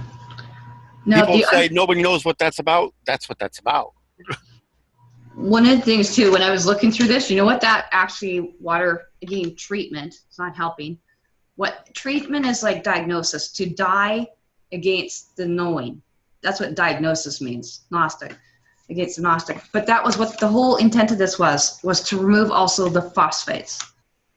So, I mean, this is what people have to like learn. To build another third, strand into your DNA, all legs are made of phosphorus. How are you going to do that if they take it out of your diet? Yeah. Now, the other thing that was interesting, too, is I was very well aware, because I know how they like to play their legalese acts, which, again, has no weight or credibility here, is that they pipe it. And so they used to do this, like Patty was explaining, how they like to die nuclear wastage, right? So I said, how do you know you're not testing it for nuclear anything like that? They couldn't explain anything to me, because I know about the nuclear facilities and all the testing going on here. And alone at the synchrotron, using the water and everything else, so it's being piped back, radioactive material. And so one of the things, too, is that they will bypass thinking they can get away with these things, because rather than just dumping it in the river, they put a pipe, in there for the 200 feet, and think they can pipe it directly into the water. So I saw where the pipe went into the grate, and then right out where, supposedly there were these concrete things. They were just saying this is where they're actually, filtering it right into the middle of the river. There's some other interesting facts about radioactive content. What they're doing out there at Hannaford, okay? Yeah. West Coast. The whole glassification for storage of radioactive content is also bogus. Yeah. They've already, they know this, and the only people who are talking the truth about it in any respect are the folks who are dealing with Chernobyl. Mm-hmm. Glassification lasts just exactly 30 years. That's it. And us.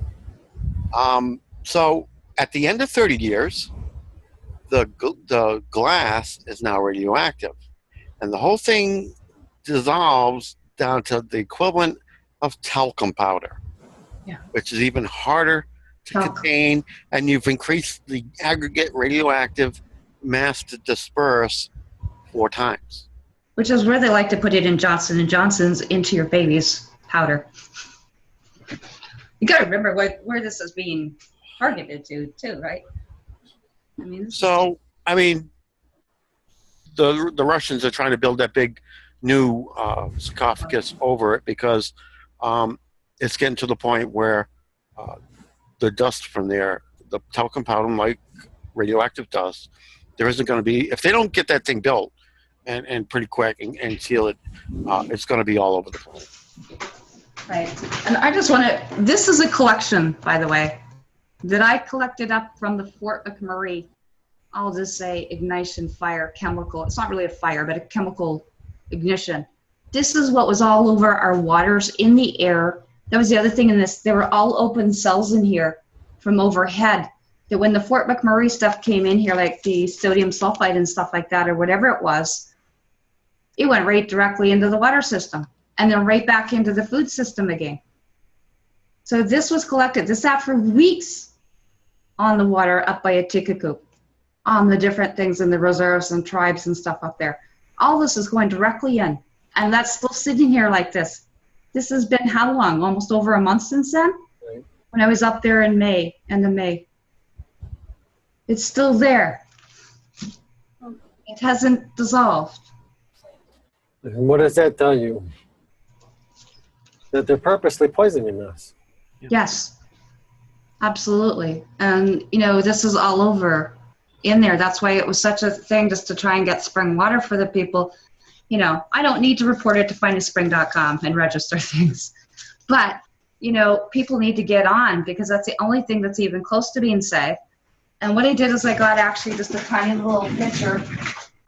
I mean, I only have the statistics here of the United States continent, but it's indicative worldwide.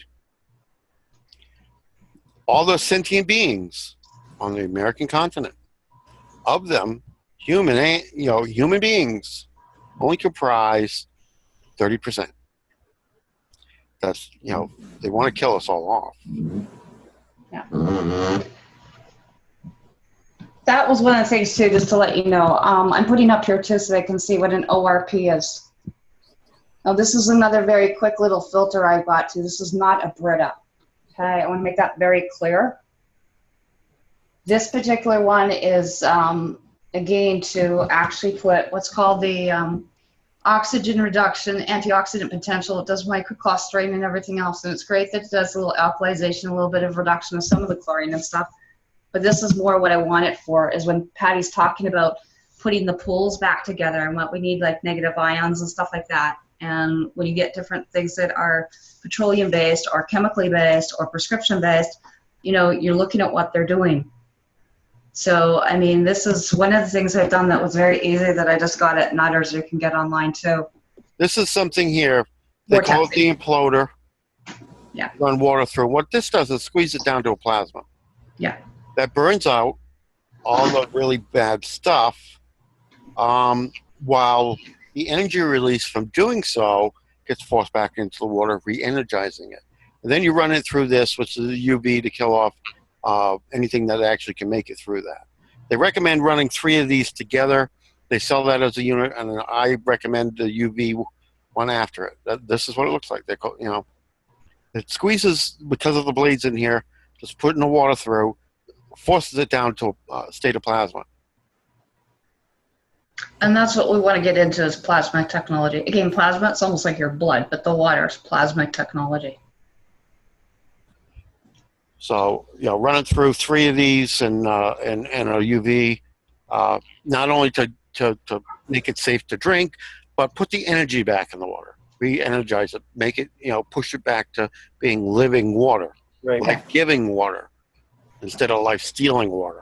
Right, and that's one of the things too, like we've got like lemon essential oil and different things like that. Essential oils could be always added in. It always adds a little bit more life and helps to take care, because you're basically changing the terrain, just making it so it's not viable for, breeding. We're not really killing, it's a transmutation of that, but we're putting things back into the original form. You're not treating it, we're not structuring the hell out of it, giving it some this is the way it's got to be. There's a lot to be said for ennobled, original elements too. But I think that's really, really important. I wanted to convey that to people, and that's why it's really important. That's the kind of stuff that I put into people's enemas and stuff. Again, if you're putting it in, that's the quickest way to heal too, is putting back some of this, because people have been really, really ill. I mean, we're getting them on like Epsom salts and magnesium and liver cleanses at curezone.com. I'm kind of combining the cancer cure with baking soda, molasses, maple syrup, birch syrup, things like that. And for the people who wonder why we harp on water, why is water important? Hydrogen. Warp drive. You see this? The shape of the warp field? Patty's psychic. You see this? You see this? This is the Milky Way galaxy. You see the shape of the Milky Way galaxy? how it looks, because we're traveling under warp drive. Right. But you know what that angle is? Warp journey. Do you know what all that is? When you go back to the genetic side of everything, and this is key. This is, you know, part of the Fibonacci setup. And when you really go deep down into it, all of it, every single bit of it comes down to, where is it now? I just want to point, if you look very closely at that warp drive, and just remember that picture for a minute, I want you to think if you're sitting inside a circle, or with all the HARC towers and all the military and Gwen towers, and what that's doing when they're actually doing it. Like in Saskatoon, it's a circle. CERN is a circle. That stuff is below your feet. Your deep underground military bases, reptilian tunnels and stuff are sometimes 10, 15, 20 miles underneath your feet. It comes. Here's what it comes down to. That angle is 104.45 degrees. Exactly. It is the offset of the molecules of hydrogen when attached to an oxygen, i.e. water. That's the energy tap of this entire level of creation. Period. That's why it's essential for the springs water, living water. Yes. Yeah, absolutely. David Wolf was absolutely right. Schauberger is correct. You know, and they know about the idea of using vortex water and putting the spin back in, but it's about the angle, angle, DNAs, RNA, mDNA. The water in the mtDNA test. 76% of the human body is water. Now, that water is supposed to be salt water of the exact same consistency of the ocean, which is salt water. But it's not just one salt. It's 5. Right. Okay? There are 5 different salts you're supposed to have in the water in your body. Salmonic is one of the ones that turns the salt water in every cell of your body back into a living battery. Allows you to store energy. And that's why the criminals made it illegal. Yeah. And you got to remember, you can't just do one part, not the other. I mean, it's a step towards people getting them like Alkalizing. It's a step to getting them towards raw food into vegan. It's a step to doing this, or fruitarianism. It's a step to becoming a Solarian breatharian, right? Here's the other thing. Interdimensional journey. That people don't understand, because they, you know, all the warnings about getting in the bathtub with electrical appliances and things like that, you're going to get electrocuted. Well, here's the true actual facts. Non-salt water and non-mineralized water does not at all carry any electric current, period. Mm-hmm. But the minute you get in the bathtub, you turn it into salt water. That's why it conducts electricity. That also translates to why the Dracos turned the planet to its current orientation, with the south magnetic pole over the South Pole. That's why they call it the South Pole. Because there's a couple of miles thick of ice. That energy cannot enter, cannot go into ley lines and become available for you to use. Our original orientation had the south magnetic pole about 100 miles north of Tagish Lake in Alaska, where it never froze. And if you look at the ley line layouts, because there's always a ring, if you ever watched the Northern Lights or anything like that, they always come to the Earth in a big ring. And that big ring with the magnetic center there overlaps major junction points of ley lines to push that energy back into the ley lines for you to use. This is, if you look at the monolithic structures around the planet where they were all built, 100-mile wide swath around the planet, including Easter Island and all the rest, they were built when that was our south magnetic pole. That's what Gaia is moving us back to give that energy back over to we, the humans, to use. Because guess what? None of the ETs can do anything with it. None of them. That was done deliberately to rob us of our energy. Right. So that's being corrected. If you look at the planet as we plow through space, it looks like this. That's why it's got to be swapped back.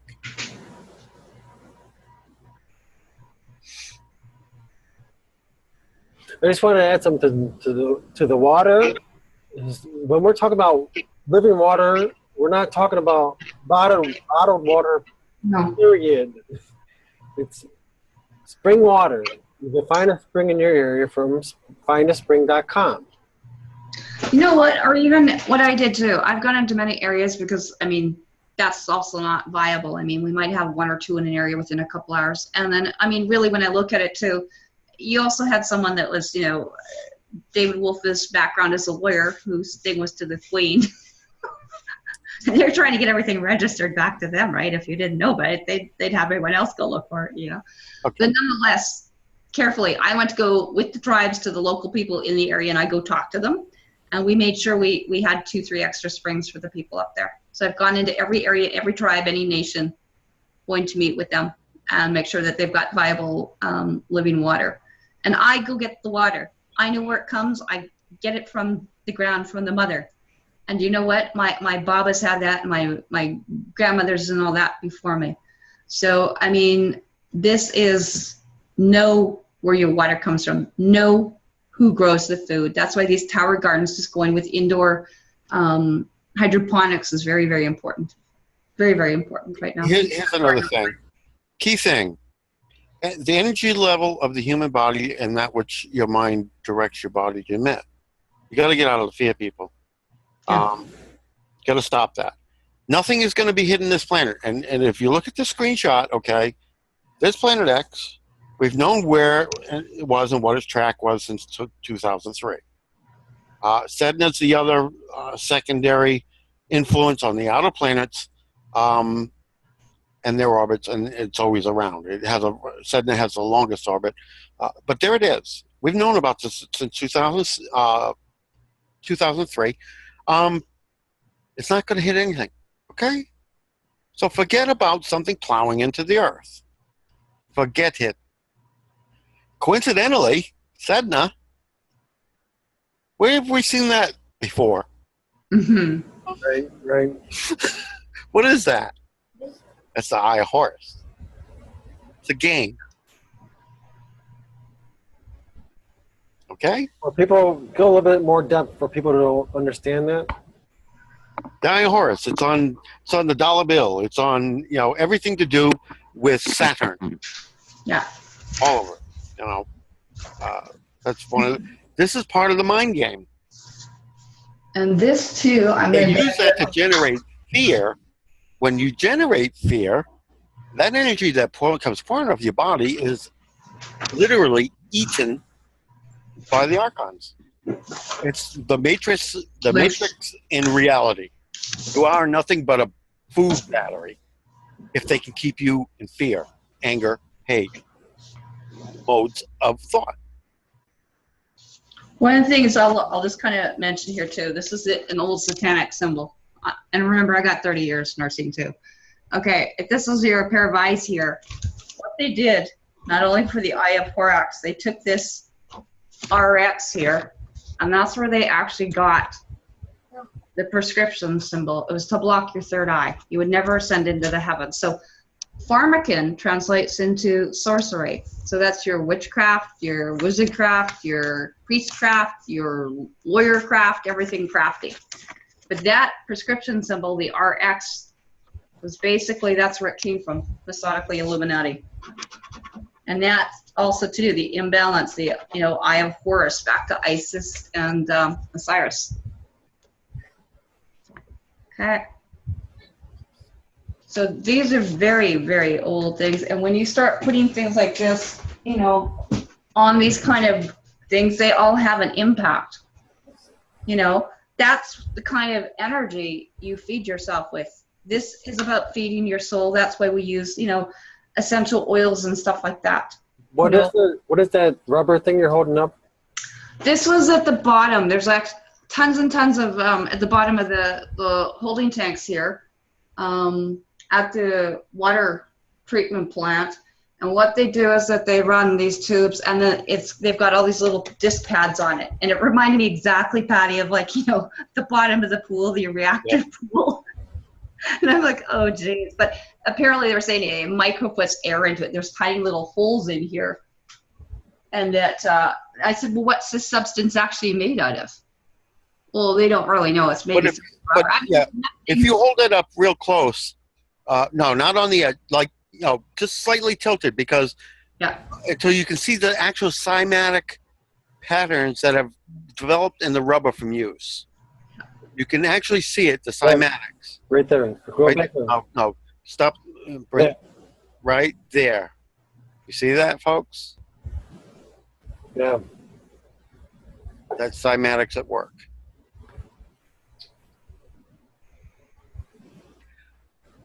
Just as you can use sound to cause sand to form those, you can use sound and energy to change the form of the water.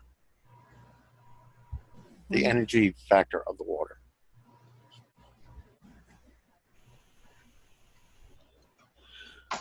Trying to think if I can get this in here. Wet it so it shows up? Yeah, sort of. Yeah. Yeah, see? Yeah. There it is, yeah. What you're showing is they're actually programming the water. Yep. Yes, exactly. Without you even knowing it. Oh, I saw it right off the bat, But then I'm used to looking for stuff like that. I mean, these guys were, what's that in there? There. Let's see a little bit there once I wet it up.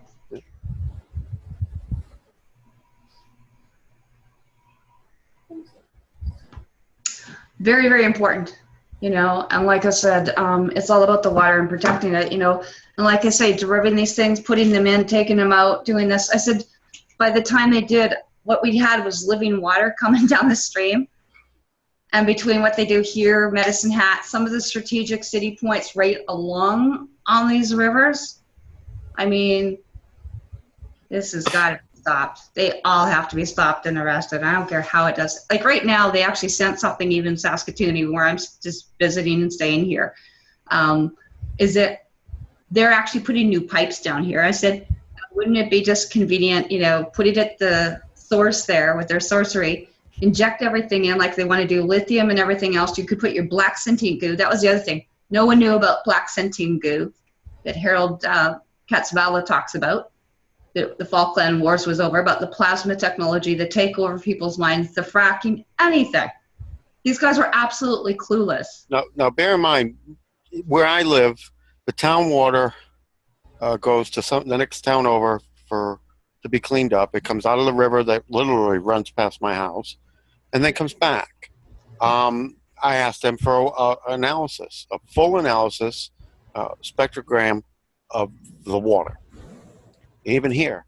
And I'm basically equivalently well water, 0.22 parts per liter radioactive content.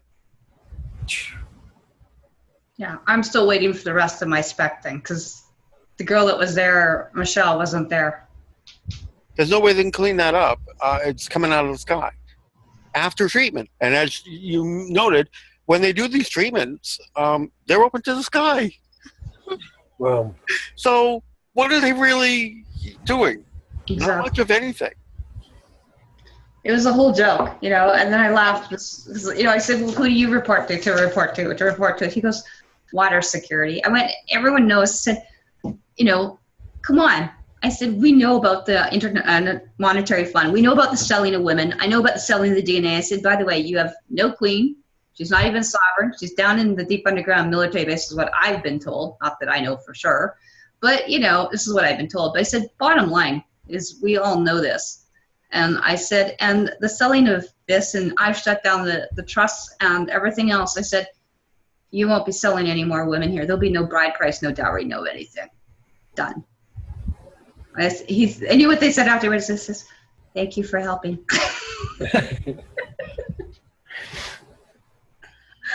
Thank you. Someone's going to do something. Well, yeah, they plan to try and go back to almost back to King Arthur sort of ruling thing, is what they're pushing. They're trying to push for, which means around the planet there'd be 3 major administrative centers. And Denver, of course, which is where Queen Lizzie is camped out, that's one of the centers. Yeah.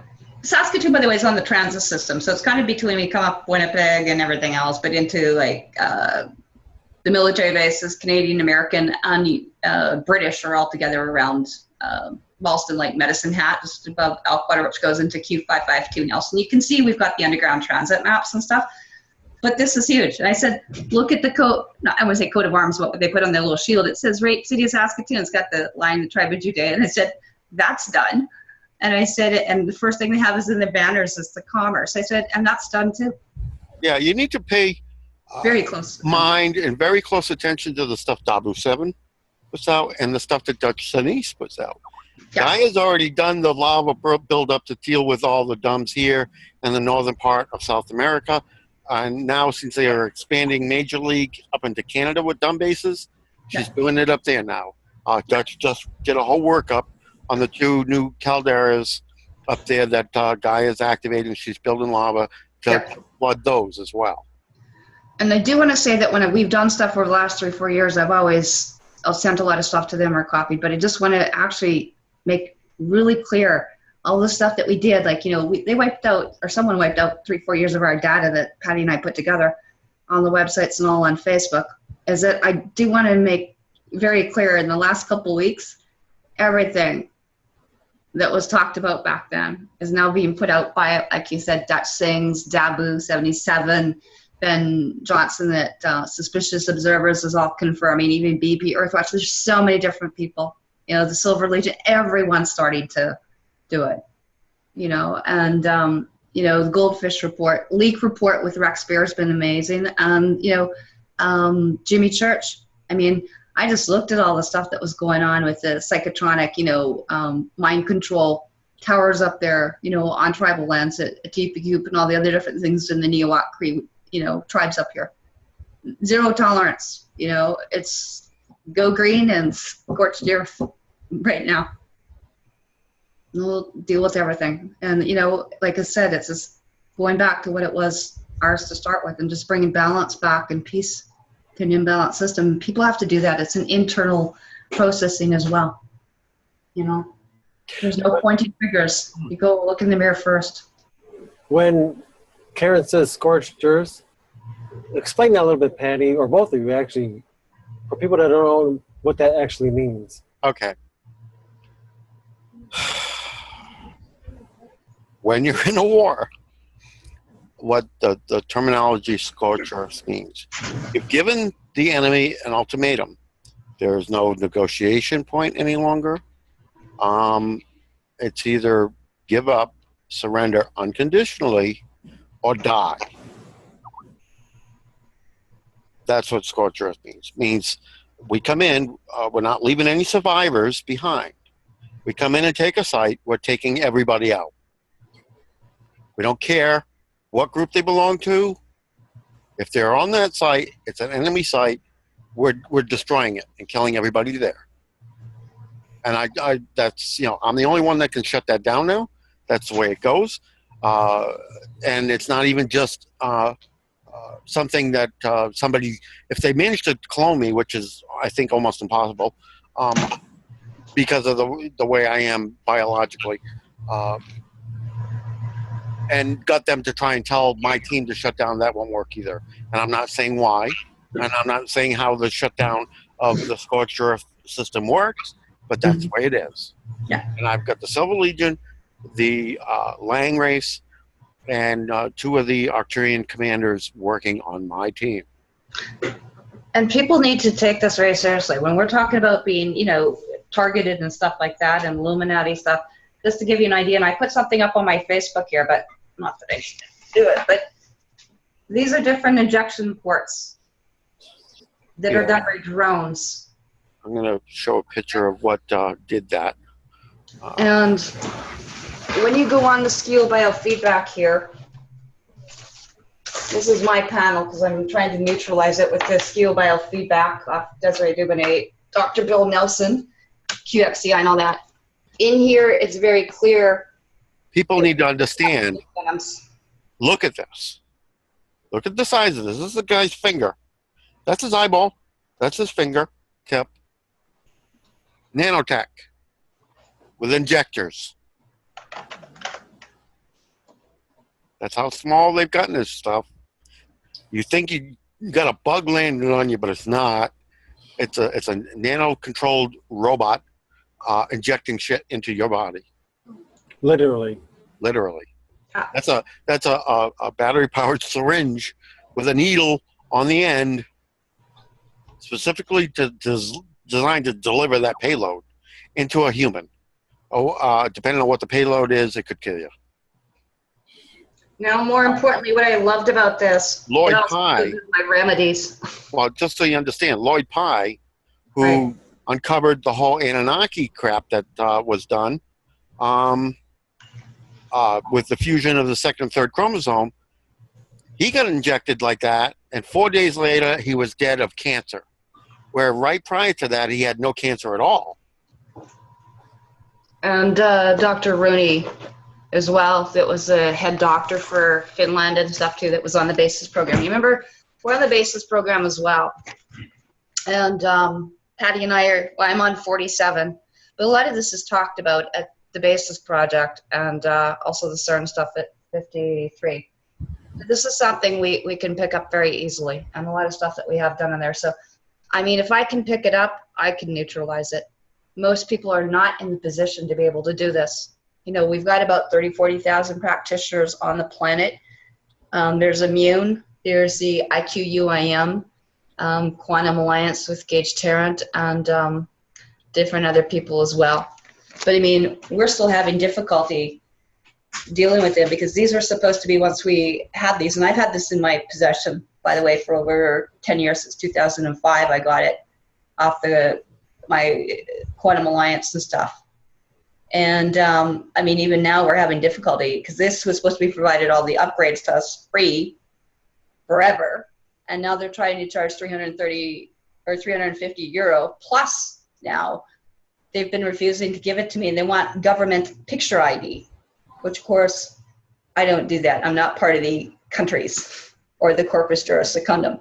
So I'm trying to deal with one of the guys, you know, Jerry and Zolt there, and get through to them. And I CC'd everyone. But there are practitioners here. These are very advanced. These are like $25,000 is what they used to charge for the software alone, and to get, let alone go to, you know, university type things as doctors and naturopaths in here at the IQIM with Dr. Paul Duran, because we have the ability to identify something. This is fifth dimensional technology, by the way. And this is based on the artificial intelligence programs and plasma technology. So this is like what you would know as royal rife. This is hammerherd or new dramatic medicine. This is organ generators. There's ELF in there. There's woodpecker.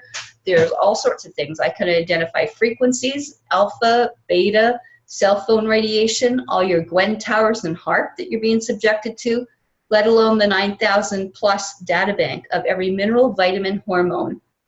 And more importantly, is make the corrections to people. You know, are you short in a certain vitamin, a certain mineral? Have you picked up a certain fungus? Have you picked up a whole bunch of toxins because you weren't eating, like, you know, superfoods and raw clean stuff? But even that alone, I mean, I've got a whole thing that we've been, you know, trained in when, you know, did with people that say like Dr. Len Horowitz, or you study people like Dr. Bill Deagle, biological warfare. Because everything in there too, limes, ticks, all sorts of things that people assume, or AIDS and stuff that are actually synthetic and artificially made, can also be corrected. But through most of it, it's through raising the alkalization, cleaning the last 6 feet of your colon out, because that's where everything's storage things happen, and using things like essential oils internally and externally, whether it's lemon, orange, or everything tree. I'm just teaching tree foods these days.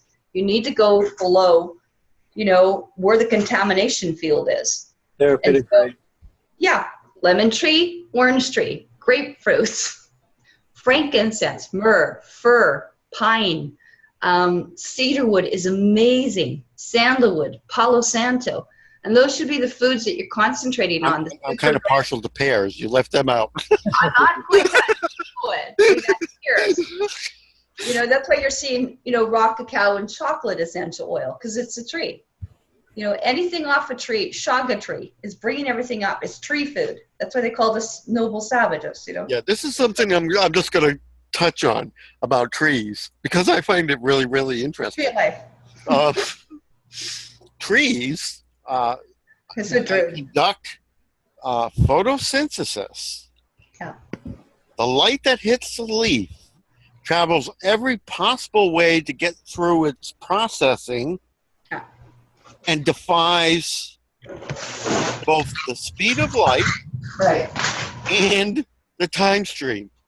Because it does all that, tries every available method to get the carbon, to oxygen while extracting the energy it needs to grow. Right. At a speed that's as physical, if you believe in mainstream science, is physically impossible. Yeah. One of the things as well too, the brain. And here's the key thing: sometimes the action of creating what it needs actually happens before the sun particle of light actually hits the leaf. Wow.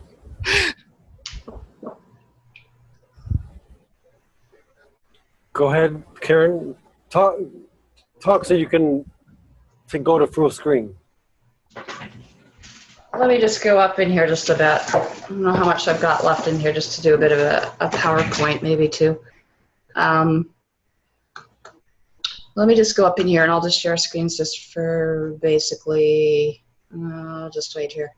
One of the things that when we go into a lot of the different areas, with the different trees and with the different foods, I really wanted to get people into some of these different areas because they need to learn about what we can be doing. The oils are the most probably important superfood you can almost go into right now, and they can be applied absolutely anywhere. And one of the things when I'm, looking at when people are going, well, where do I apply it? What do I do with it? I don't know what to do with it. I'm like, did you go into YouTube? Yeah, okay, it's great that I know how to do Vitaflux, okay? So, I even looked where this little injection drone, I've been droned. I've been droned. It was the inside of my uterus. Everything's targeting for reproductive, first and second chakra, it wasn't just a pick and choose thing. But anyway, that's an amazing thing. They can be applied on the feet, on the ears, no problem. Just don't stick them in your eyes and the ear canal. If you do get something in your eye, for gosh sakes, flush it with like olive oil or, castor oil or something. What is the precautions? Basically, don't take, a whole bunch of stuff all together and just don't be under UV light. It's almost like common sense. Some days I think people are devoid of it, but certain things like, lemon and stuff like that, you're not going to go under a suntan booth. It's just common sense. And what they're doing, you're not allergic to a therapeutic grade. What they're doing is they're really cleaning stuff out of you. So if you see a rash come up, it's not the oil. It's the crap that you've had stored underneath your system. The years of aluminum and Secret and Dove and whatever else is coming out. Let it come out naturally. Just take it, one step at a time.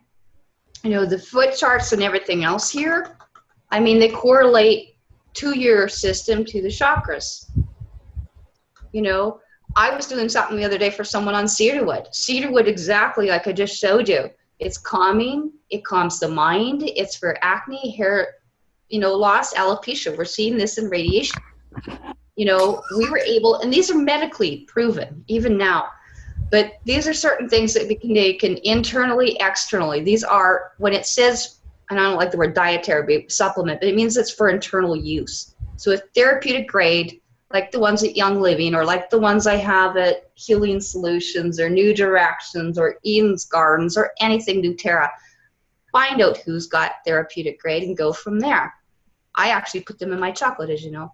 Again, frankincense is for the brain. What are we looking at? Most of those, again, are very, very powerful. I put them in coconut oil, slather them on, knock yourself out silly. I call it anoint, marinate, whatever, pickle yourself. Okay, these are all put in my chocolates here. So there's another way to put it onto the skin. By the way, it applies to dogs too, cats, horses, everything else. We do have reflexology and Vitafix charts for them too. So those people that do have animals, they're getting radiated as well. On the ears, you're covering everything. This is basically a auricular technique. And oils are absorbed into the bloodstream within less than 3 seconds. So all you have to do is put them anywhere you like. Karen, I just sent you a picture. Add that to your little display. That is if you have specific problems and you want to know where to put stuff. That is a male and female side, left and right side. It shows all the meridians to do applications for specific remedies. Now, one of the things too is that this is the only way to access, whether you want to say the temple, the brain, the RAM, the memory, whatever, to change things is through the smell and emotional responses in the limbic system. By the way, if you see that cross section, there's your eye of Horus there too, by the way. Again, this is how you reach enlightenment. It can be taken internally. Sometimes I just take it in my spring water. I make lemonade, and what you can see is a vegetarian capsule. So we can take, let's say if people have got really severe things or need more energy or have brain fog or have cancers or tumors or gallstones, I don't care, diabetes, we might be taking 4 to 8 capsules a day, internally and externally. Again, sometimes we just make capsules. Sometimes I put it into water, sometimes into juice, sometimes into maple syrup and stuff like that, or just straight under the tongue. So again, I like to stick things in there, you know, as a lozenge as well. I mean, lemon or cinnamon, stuff like this is great, or peppermint. Again, if you know how to do raindrop technique, we put the oils on the feet, we massage your feet, we stroke you, we do it in circular. You can look this up. It's all on YouTube for free. Raindrop or aroma technique. This is what I used to do. I still love doing it. Doctor just did it the other night for some of my friends. What are we using? Stuff with frankincense, valor. We're at a frequency in the 40s to actually structurally realign you. Okay, if I want to use spruce oil, speaking of an awesome tree, it's 500 and some hertz. Rose is only 320, but every oil has a vibration. So if you've got a disease like cancer or something, or you're low energy, or you're in fear, well, you're down in the 40s or 50 hertz. We barely have a life signal on you anymore. But this would be great. It helps detox and cleanse out viruses, bacteria, chemicals, reduce stress and anxiety. A lot of people are very anxious these days. I mean, it's excellent. So what we're doing is using oregano, thyme, basil, wintergreen, marjoram, cypress, peppermint, and all sorts of great ones combined there. And again, this is a non-invasive technique. It was developed by Dr. Gary Young, who's a naturopath, who I actually had the honor to train with, and I've done Organite, and I've got to even do fun things like, you know, do a little what you call fire walking with them. And I was one of the largest, actually, Young Living distributors. Again, it's not rocket science. This is taken with the scriptural oils. You can take myrrh, galbanum, any of these. These are your formulas from Exodus, by the way. So-and-so has got so many shekels. Again, I've got shea butter. I've got coconut. Doesn't really matter. One of my favorites is peace and calming. And again, even if it's on your hand, you're going to reach every organ. There's no reason. You don't need a degree in this. Just think of it as liquid food. We have curative oil, essential oil of celery, trees, the oak tree, like a great druid. I've got an oak moss lichen. So there isn't anything we basically haven't done. You know, it's not just for curing. Think of it as food. Raise your vibration, that kind of thing. So that's basically what we want to do and go into there. And Pattie just made a great thing, you know, that to add to the collection and stuff. As always, Pattie's got a great collection as well, too. And the male and female is really, really different. And again, also a lot of that has to do with the meridians as well. That's why that's what's got them side by side in one picture. Yeah, and it's really, really important here to look at something like that. I'm just going to see if I can actually bring that right up here, and we'll go back to... If not, let me share screen and I'll just open it. Yeah, why don't you go right ahead and do that? Wrong. I'll have to cut and paste. I might be able to do it. Let me kill that. I thought I had it already open. Hang on a second. Right here. Yeah. Video.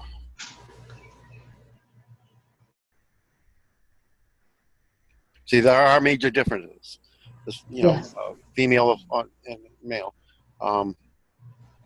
Yeah. They're in one language here, the other language on the other side. Basically, describing the meridians.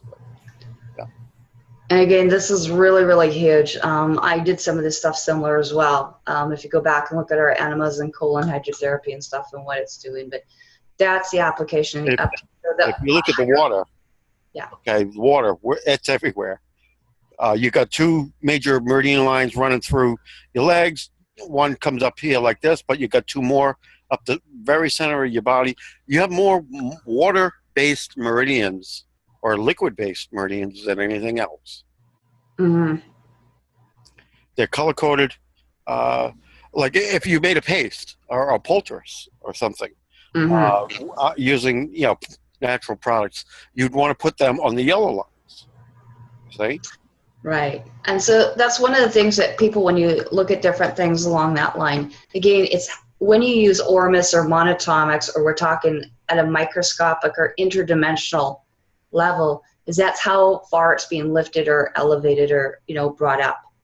So, I mean, that's part of the different things. So when you look at your triple warmer and your different meridians like that we do, and that's why I actually love it on my Skio Biofeedback, because it's the same thing. We do traditional Chinese medicine and Ayurvedic. The blue, which is metals, if you want to wear a type of ring that's going to affect you positively, it either has to be your thumb or your index finger. Otherwise, that's where those meridians are. Yeah, you're draining the energy. And a lot of people don't realize that when they're doing piercings and stuff. I used to take piercings out of people's tongues and belly buttons, all sorts of things, and ears, because that's what you're doing. You're actually can cause a stroke, heart attack, things like that. The only time those things do anything positive, you got to use something like copper for the piercing, and you need an actual real crystal in it. So that is collecting from outside, directing it into your body. You're doing anything else, you're actually doing something the reverse of what you want to be doing. Which is why the stuff too with the Keshi pens, and you're seeing different materials away. People even think they're making orgone generators. They're so toxic, and they're actually collecting it. All they are is scalar weapon receivers. Yeah. And so one of the things, like I took the bed out of here with the coils, because I'm tired of being, I said, I can't do that. I'm very sensitive to things. And the coils act as a receiver. You're being targeted at night, especially when they're using these different mind control techniques or mark control. Just for instance, I'll give you a for instance. You look at tribal, they use a lot of stuff like turquoise, okay, and stuff like that. But look where they mount it, and look where they put the wood products in their clothing, right? On the green meridians, that's wood products to do beneficial things. The skirts that go up in front of and on the side of the hip, or just under the breast line, basically. So on the or the headdress. You look at an Indian headdress, a tribal headdress. Where do they put all that? The side of the head. So down and draped over the front. That's why. So when people are wearing wedding rings, what are they actually doing? The statutory one? Nothing, because the ring finger, pretty much on the male on the right hand, that's orange. It's a meridian, but it's not actually connected to any real critical anything other than the ear. It's a single solitary line, goes from the ring finger on the hand, goes right up to their ear. And one of the things all that does is make them listen to their spouse. Really, intrinsically, that's all it does. It makes a tie, but without a tie up in a matching crystal resonance on the ear, it doesn't do much of anything. Again, what was that design? The Saturnalia, the bonding of the women, the chattel, the bride price, the whatever. They've been yoked, and poked. And that was like intercoursing for commerce. So, I mean, there's a lot of things connected to that. That is when the diamond in the wedding ring also came with diamonds to go in her ear. That way, anything they sent her way via that bond at the ring went right up and into their brain. That's a bondage, because it's only one direction. You notice men's wedding rings do not have any stones in them at all, or if they do, they're black onyx. Wow. Totally different from the clear diamond, isn't it? Right, right. Exact opposite. No actual communication. Yeah. And that's why even doing things too, like 0 point technology and grounding mats. Like I've got the amethyst biomat at bio-matcanada.com. Now, you look at the difference. What are the wedding rings for, say, the Celtic religion? They're both double hearts, both have a stone in them, and they both have companion earring sets that you can get for both the male and female with the stone that matches the one that's in the wedding rings. It's an equal partnership. Right. It's basically taking their genetic resonance signature from their DNA, broadcasting it from one ring to the other to their partner. Communication even when you're apart. So it's harmonious. Yes. Both directions. Yeah. That's the difference. I think there's so many things people really have to start looking at what they're doing, even from what they're wearing, like hemp and stuff, clothing that I'm wearing. I mean, I just picked up some more hemp, but I mean, hemp here can be up to 50% UV protection. Coverage and stuff like that in here. There are so many things out there in everybody's everyday lives which they take completely for granted, and they don't even look at it from that standpoint to try and analyze what they're doing and why. Right. It's so basic sometimes, and like going back, which is why I'm going back up north and on the road and to hang out with some different things in the different areas. But I mean, you've got to get outside the grid and get reconnected. So I mean, I'm going back to go play in my mini mountains and into the lakes. You can only do so much. And so one of the things too is that you've got to be able to look after yourself and know that you're in a safe space. And these things are all great when you know it at a deeper and a deeper and a deeper level. But that's the same thing here. Like Pattie's mentioning this strategically, but within seconds, let's say if I want to look at my acupuncture and stuff like that, scans, I mean, those are so amazing just to do at some of that things. A lot of people don't realize that when you go into looking at someone, we can do all the clinical stuff that we would really like to, and look at, your little heart beating around and stuff like this. But again, that's based on water and minerals and uptakes here, But just for an example, if I wanted to look at my acupuncture meridians and hearts, it doesn't take me long to actually go in here and see what's actually going on. I can load all the reports, like 9,000 reports within seconds here, and look at all my meridians within seconds here. See where they're blocked, and then send the signal or the remedy or the hertz just to go in and clean it out. This is the advantage of looking at if I just want to see my emotional profile or someone's, or the neurotransmitters, what that snake venom did, or more importantly, what it did to my DNA or my chromosomes. There's an incredible program on here because Pattie talks about the DNA. And DNA is really, really, really important because when you're looking at things like that, on the DNA, there's an actual program here that actually, you see all those chromosomes there? That's actually what Pattie's talking about there. And so you can actually go in and we can look at the chromosomes on someone and start using different oils or different frequencies off these machines and hertz, like Rife zapping, and restore some of that. And you can tell just by looking at that, if you compare that to the Fibonacci sequence, it doesn't match. And that's a problem. Yeah. So everything you put into your system has a frequency, or that's why David Wolf has been talking about the color of food. Blueberries, photoscience and stuff like that, eating for the colors in the chakras. So just to get people's brain back, we have them all on chocolate and blueberries and, blackberries and Saskatoon berries. That's what I did. I went out here and I picked 3 hours of Saskatoon berries. To get that back. And now because of that, people are waking up and starting to eat more.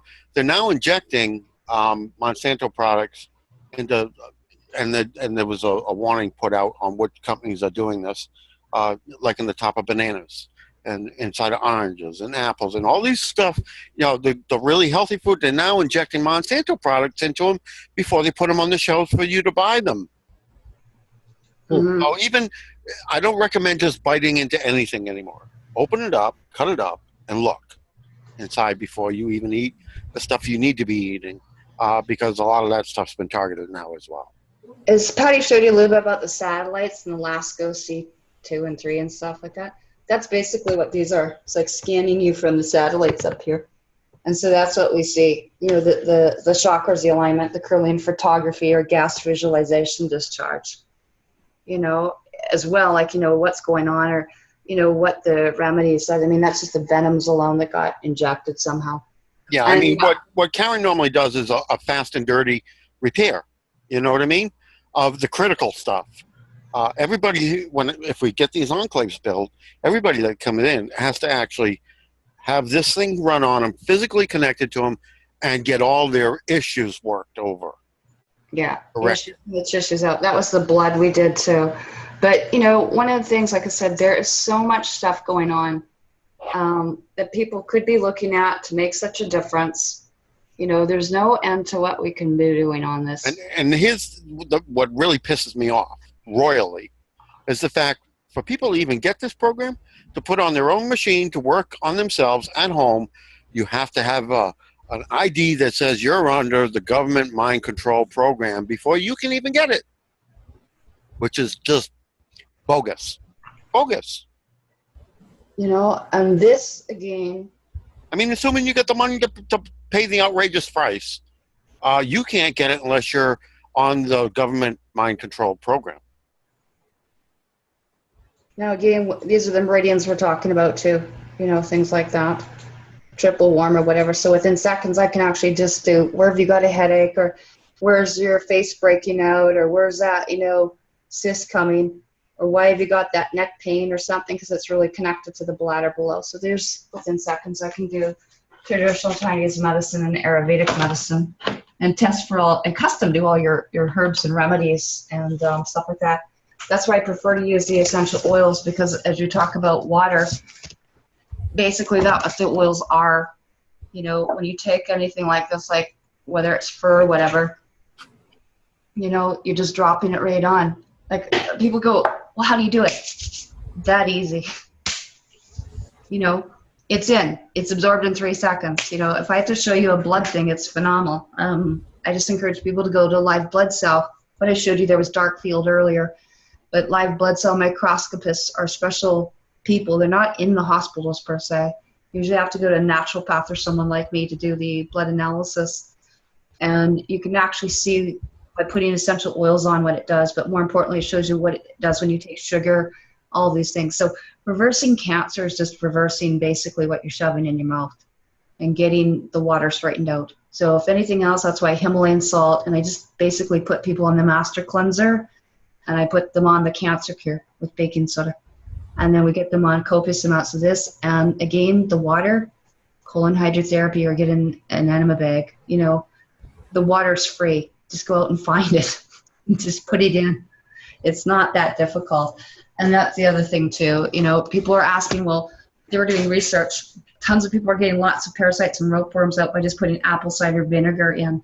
Something as simple as apple cider vinegar into your enema as well. You know, so whether it's Himalayan salt or baking soda, doesn't matter. I put lots of lavender. I probably put two.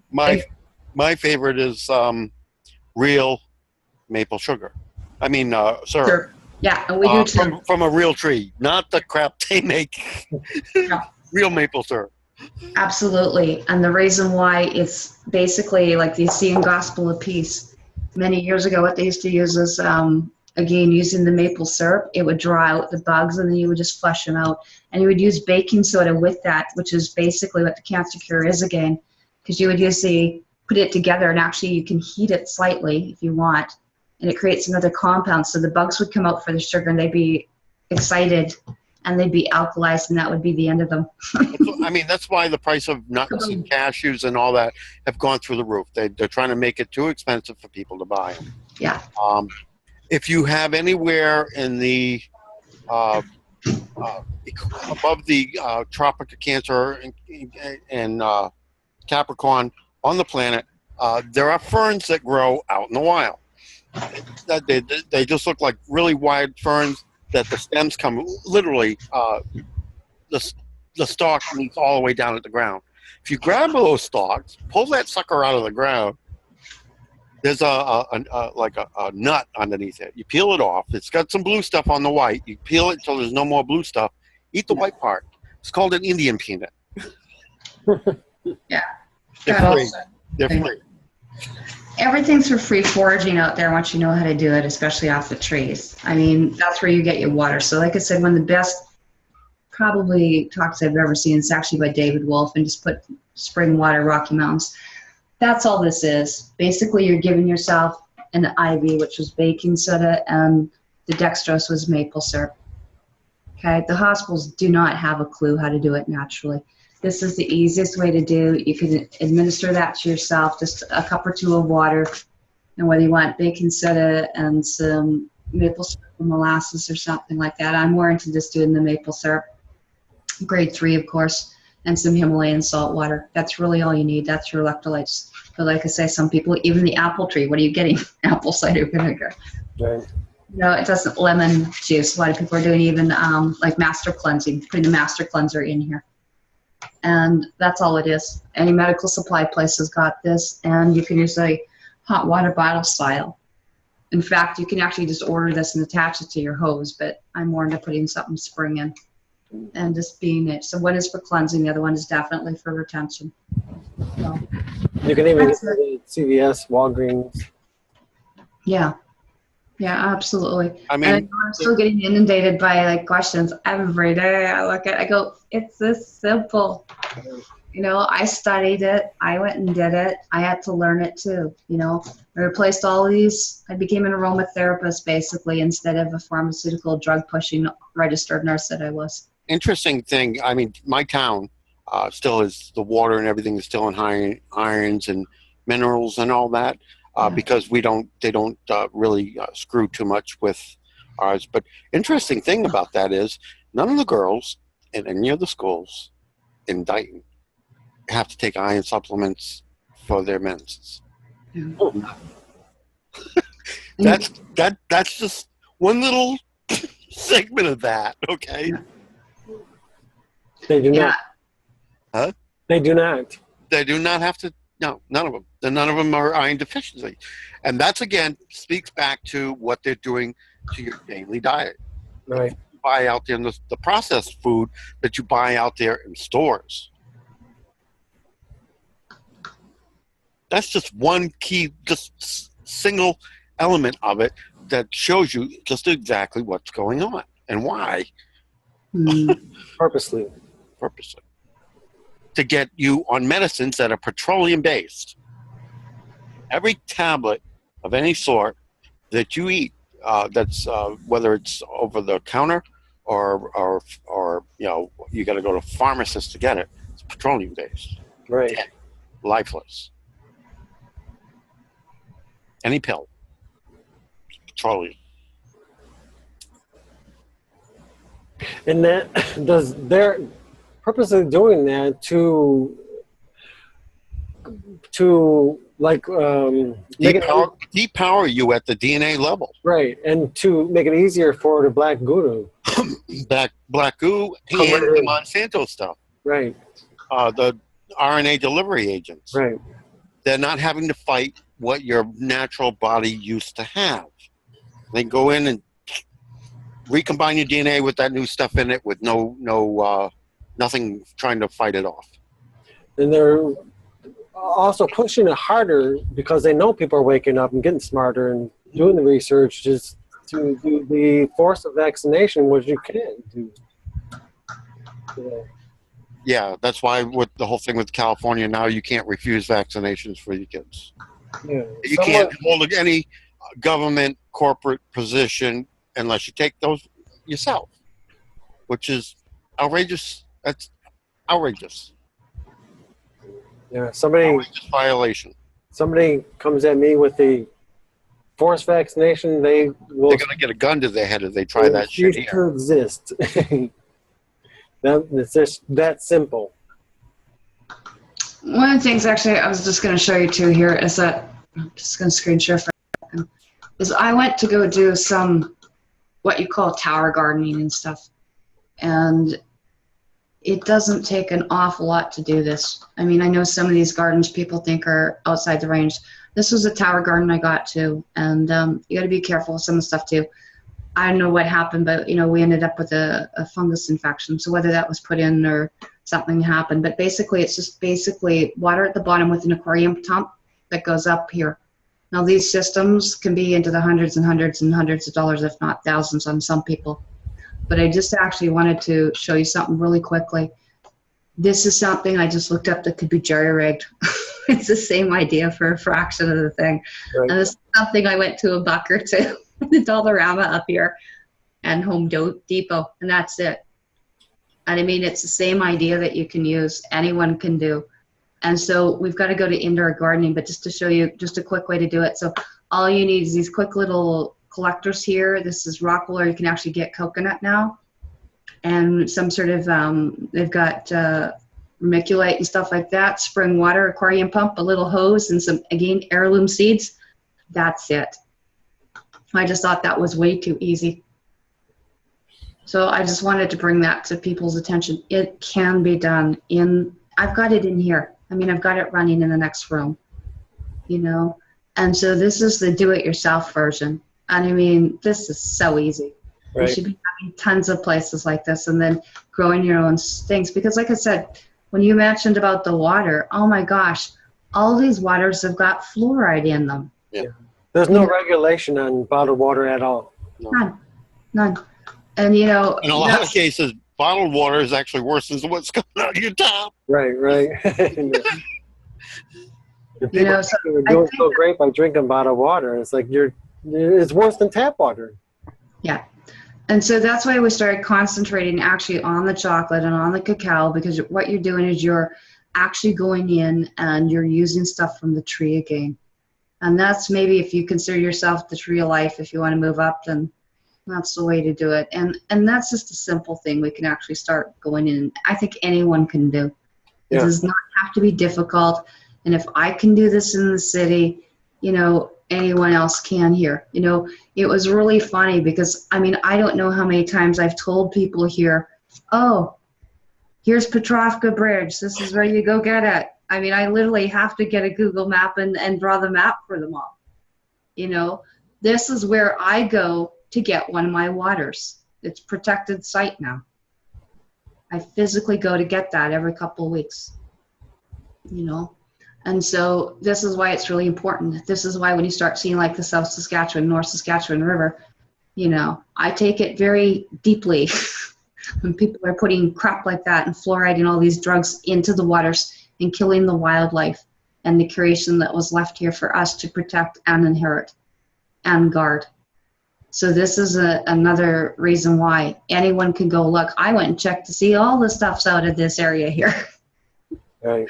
Essentially, the tribes were the groundskeepers of Earth. We are. And this is one of the things in here. So when we start looking at that, we start seeing psychotronic things and, towers and disguising things and sending drones and stuff, all sorts of stuff. I mean, that's ridiculous. A lot of people need to know that the tribes are set down here first. And, I've been dealing a lot of people, when you start looking at things like Fort McMurray and stuff like that. I mean, oh my gosh, this is some of the stuff I was looking at it over. I mean, there are bases in there, there's fracking in there, and this is why people, I'm putting a thing together just even on frankincense, what it can do. Putting women that have so many women in their 20s and 30s now that, coming down with breast cancer and stuff, when all they need to do is put a little bit of this essential oil on. It's a very sacred thing, but it's tree. It's been collected in the trees for you. It's like a hidden treasure beyond just tapping it for maple syrup. So this is the actual resin that comes off the frankincense. So I'd really encourage people to go check into some of these. They can get right into the bones and right in the blood in 3 seconds here. And they're used from everything from not just, acne to wrinkles to dry skin to blistering. I actually got a first-degree burn here the other day, and I put that on for cuts and scrapes. Warts, apple cider vinegar, things like that. Very simple things. As people think depression, all sorts of things can be done. Arthritis, joint pain. A lot of people have lower joint pain right now. So that's why getting them on a quarter teaspoon of boron. But this one little even oil, or like I said, cedarwood, I think from the ringing cedars of Russia, cedarwood's amazing. And birch and fir, lots of stuff is available. So I just wanted to bring that to people's attention too. There is no end to what this is, and this is what most people, they talk about frankincense and myrrh, but that's the tree it comes from. It used to be guarded, by the way, by snakes. You had to get past the snakes. It used to be like quite a hazardous, occupation to do, or I should say career to do. But anyway, that's why there were so many things, because it was great for promoting cancer cell, and I don't want to say death, but basically you're changing the bioterrain. But as people know, tumor reduction, autoimmune diseases, antidepressant, and I just think it's uplifting, inflammatory, analgesic, neurological. From the technical standpoint, what that did is that model I showed you where your DNA is split and making two more. If your DNA 21st chromosome is messed up, it'll be making defective copies and defective cells out of control. That is cancer. What that stuff does is basically shut down that reproduction process. Shuts down the building of those defective cells, therefore ridding you of cancer. That's what it amounts to from a technical standpoint. There is another issue, and I need to make people aware of this. This is what we're dealing with.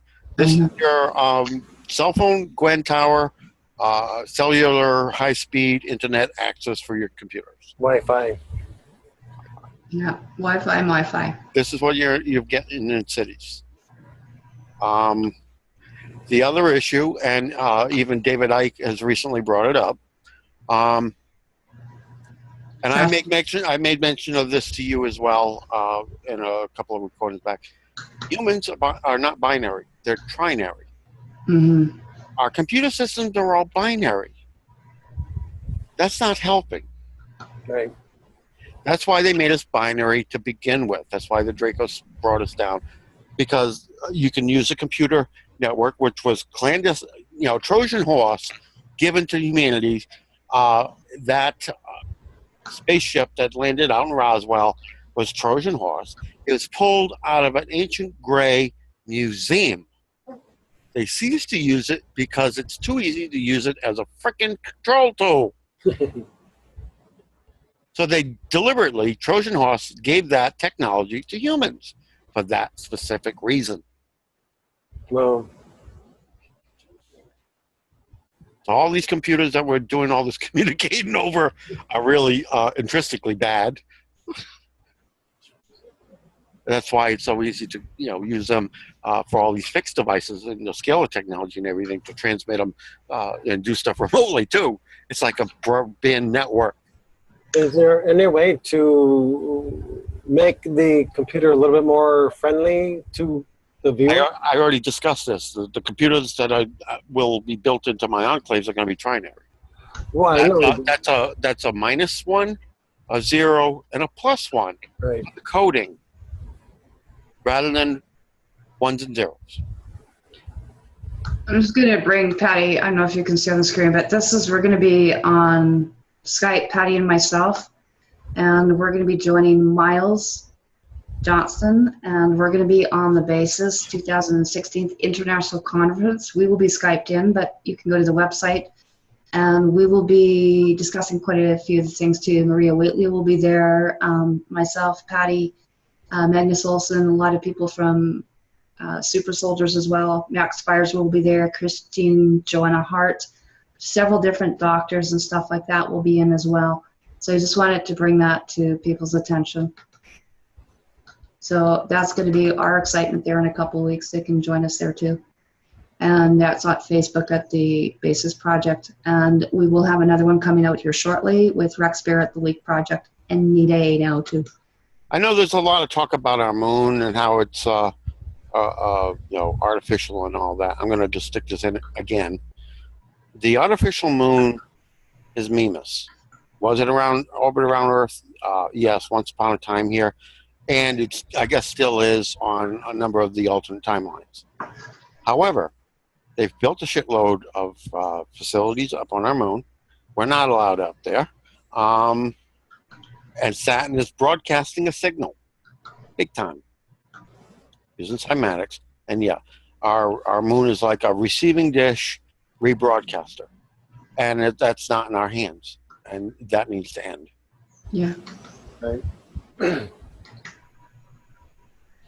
That is why the moon no longer controls the menstrual cycle of people on the planet. It's been totally co-opted and used for different purposes. Say that again. The moon no longer controls the menstrual cycles of the females on Earth like it once did.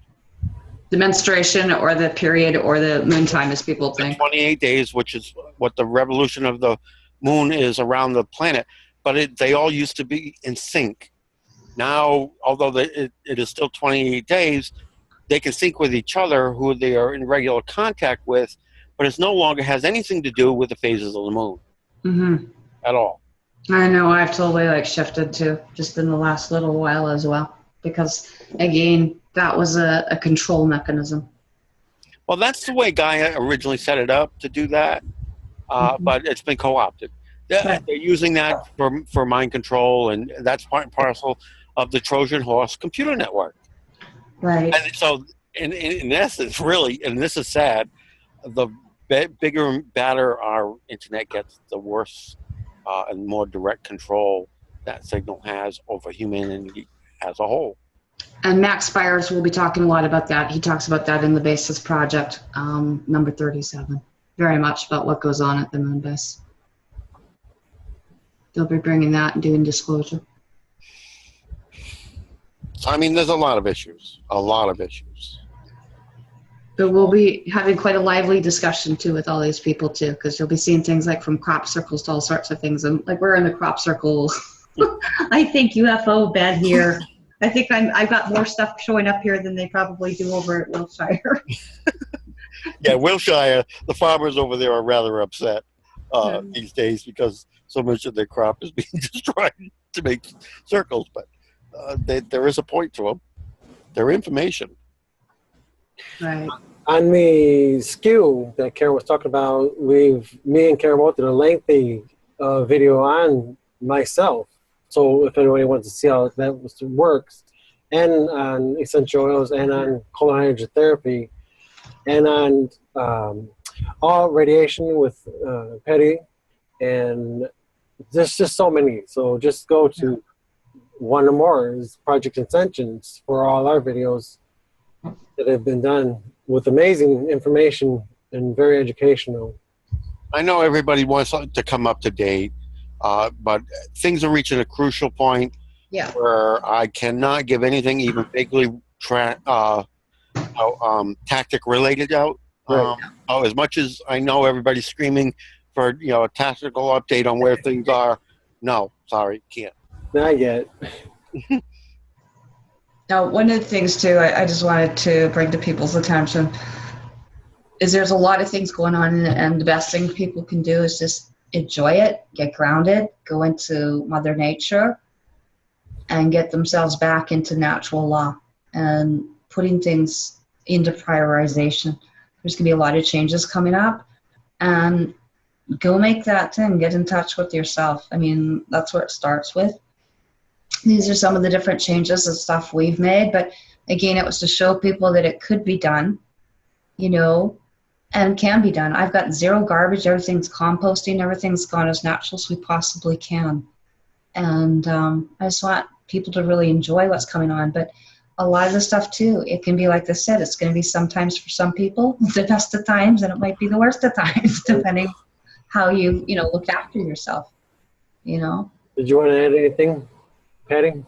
Yeah, yeah, me being away for a while, that's, you know, with the last attack we did, yeah, all of my crew was, you know, targeted for a while. So, yeah, I've been under the weather and doing what my body needed to do to pull itself out.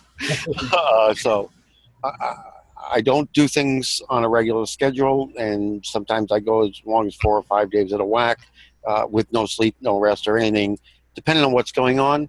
And I won't even talk about it. So, So when you don't see us, yeah, something's going we're down. doing something. Yeah, we're doing something pretty heavy duty. So, Yeah. and that's one of the things too, is, you know, a lot of times we might be, you know, putting in like 16, 18-hour days. Right. And that's one of the things too, like all of a sudden, you know, someone's targeted or something like that. And this is a lot, you know, because again, the snake venom, people don't realize that's in your McDonald's hamburgers, people. Right. You know, you're just getting poisoned slower. It's like, you know, but like I said, there are some great answers out there, and it's the time of solutions. And even to bring this kind of stuff, you know, we're happy to bring this and to share this with people. That's what being in peace is about. You stop, you know, buying stuff from these, you know, Illuminati delivery groups like McDonald's, Burger King, and all the rest. And guess what? They can't survive. Right. You got to take the power in your own hands, take it away from them, put it back in your own damn hands. Yeah. And I think that's really, really important for people. You know, we're getting lots of emails, and I get still lots of things, and I do fit people in. So if they want to come to clanmother13@gmail with the K, that's great. I don't mind. I still see clients on and off, you know, and I still do hands-on with people, but I do most of it over Skype here. And so, you know, that's why Pattie's got groups too, the evolution of the human race.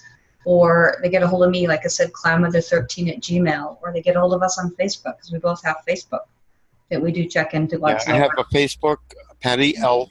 Brassard, Pattie L. Brassard, Brassard, like the coat of arms. I also have 3 groups: the Fukushima group, I have the evolution of the human race group, and a separate radiation issues group. Radiation. Yeah. So there's just no excuses, and we do tap into the, you know, like I said, those different things too. And of course, with, you know, getting a hold of people, we do check on the comments once in a while at Project Incenssion, because we've got a lot of fans. I mean, I can't get over the amount of emails I'm getting going, when are you going to update? But what I'd like to do is actually concentrate for myself on shorter things if I can, you know, because we are on the road and stuff and helping people where we are. You know. Right. One thing I will say is we've got the Dracos running scared at this point. I will say that. You know, David, I pretty much put it in a nutshell. But yeah, we've been taking a lot of their major tools away from them in the battles we've been engaged in. And one, which was a key element, was the Ring of Midas, because that is the item that basically the ruler of the planet holds in hand. They no longer have it. That's on our hands. Right. Just to give you an idea, the serious nature of what is going on. So Yeah, winning. Yeah. Correct. They are, you know, yeah. Humans still outnumber the Dracos, although humanity is only 30% on the globe. Of the population, yeah. We still outnumber the really bad guys, and the rest are products of the bad guys, or they're agents down here working on our team. And people have got to realize too, that brings me up. I'm getting a lot of questions too on the RH factor too. Tribal being a million and RH positive, as opposed to someone that's RH negative. You got to understand the RH factor in humans was put there by Gaia as an anti-tamper device. Right. That's why it took them so damn long to get around it. They didn't manage that until 1617 AD. That's how hard it was to get around that. Because they've been working on this since, the Dracos have been working on this since 30,000 years. 10,000 BCE. Yeah. It took them to 1617 AD to work around that. Right. Right. And it's interesting because, I mean, that just showed up in some of our different relatives, right? Where we've got Mother, father Rh positive and yet the child's Rh negative. Yeah, that's implantation. And even some of those Gaia can fix. You know. And the Dracos and those crew have even gone so far as to take some people, transfuse Rh negative blood while sucking out all their Rh positive blood all in one go in a violent manner to force their body to, you know, get rid of that protective device put there by Gaia. That's an excellent note to leave on. Yeah. So much excellent information, so informational. And thank you, Patty. Thank you, Karen. You're welcome. And I thank the followers and subscribers to Project Ascension for your amazing comments and questions and following. And we will be back very soon.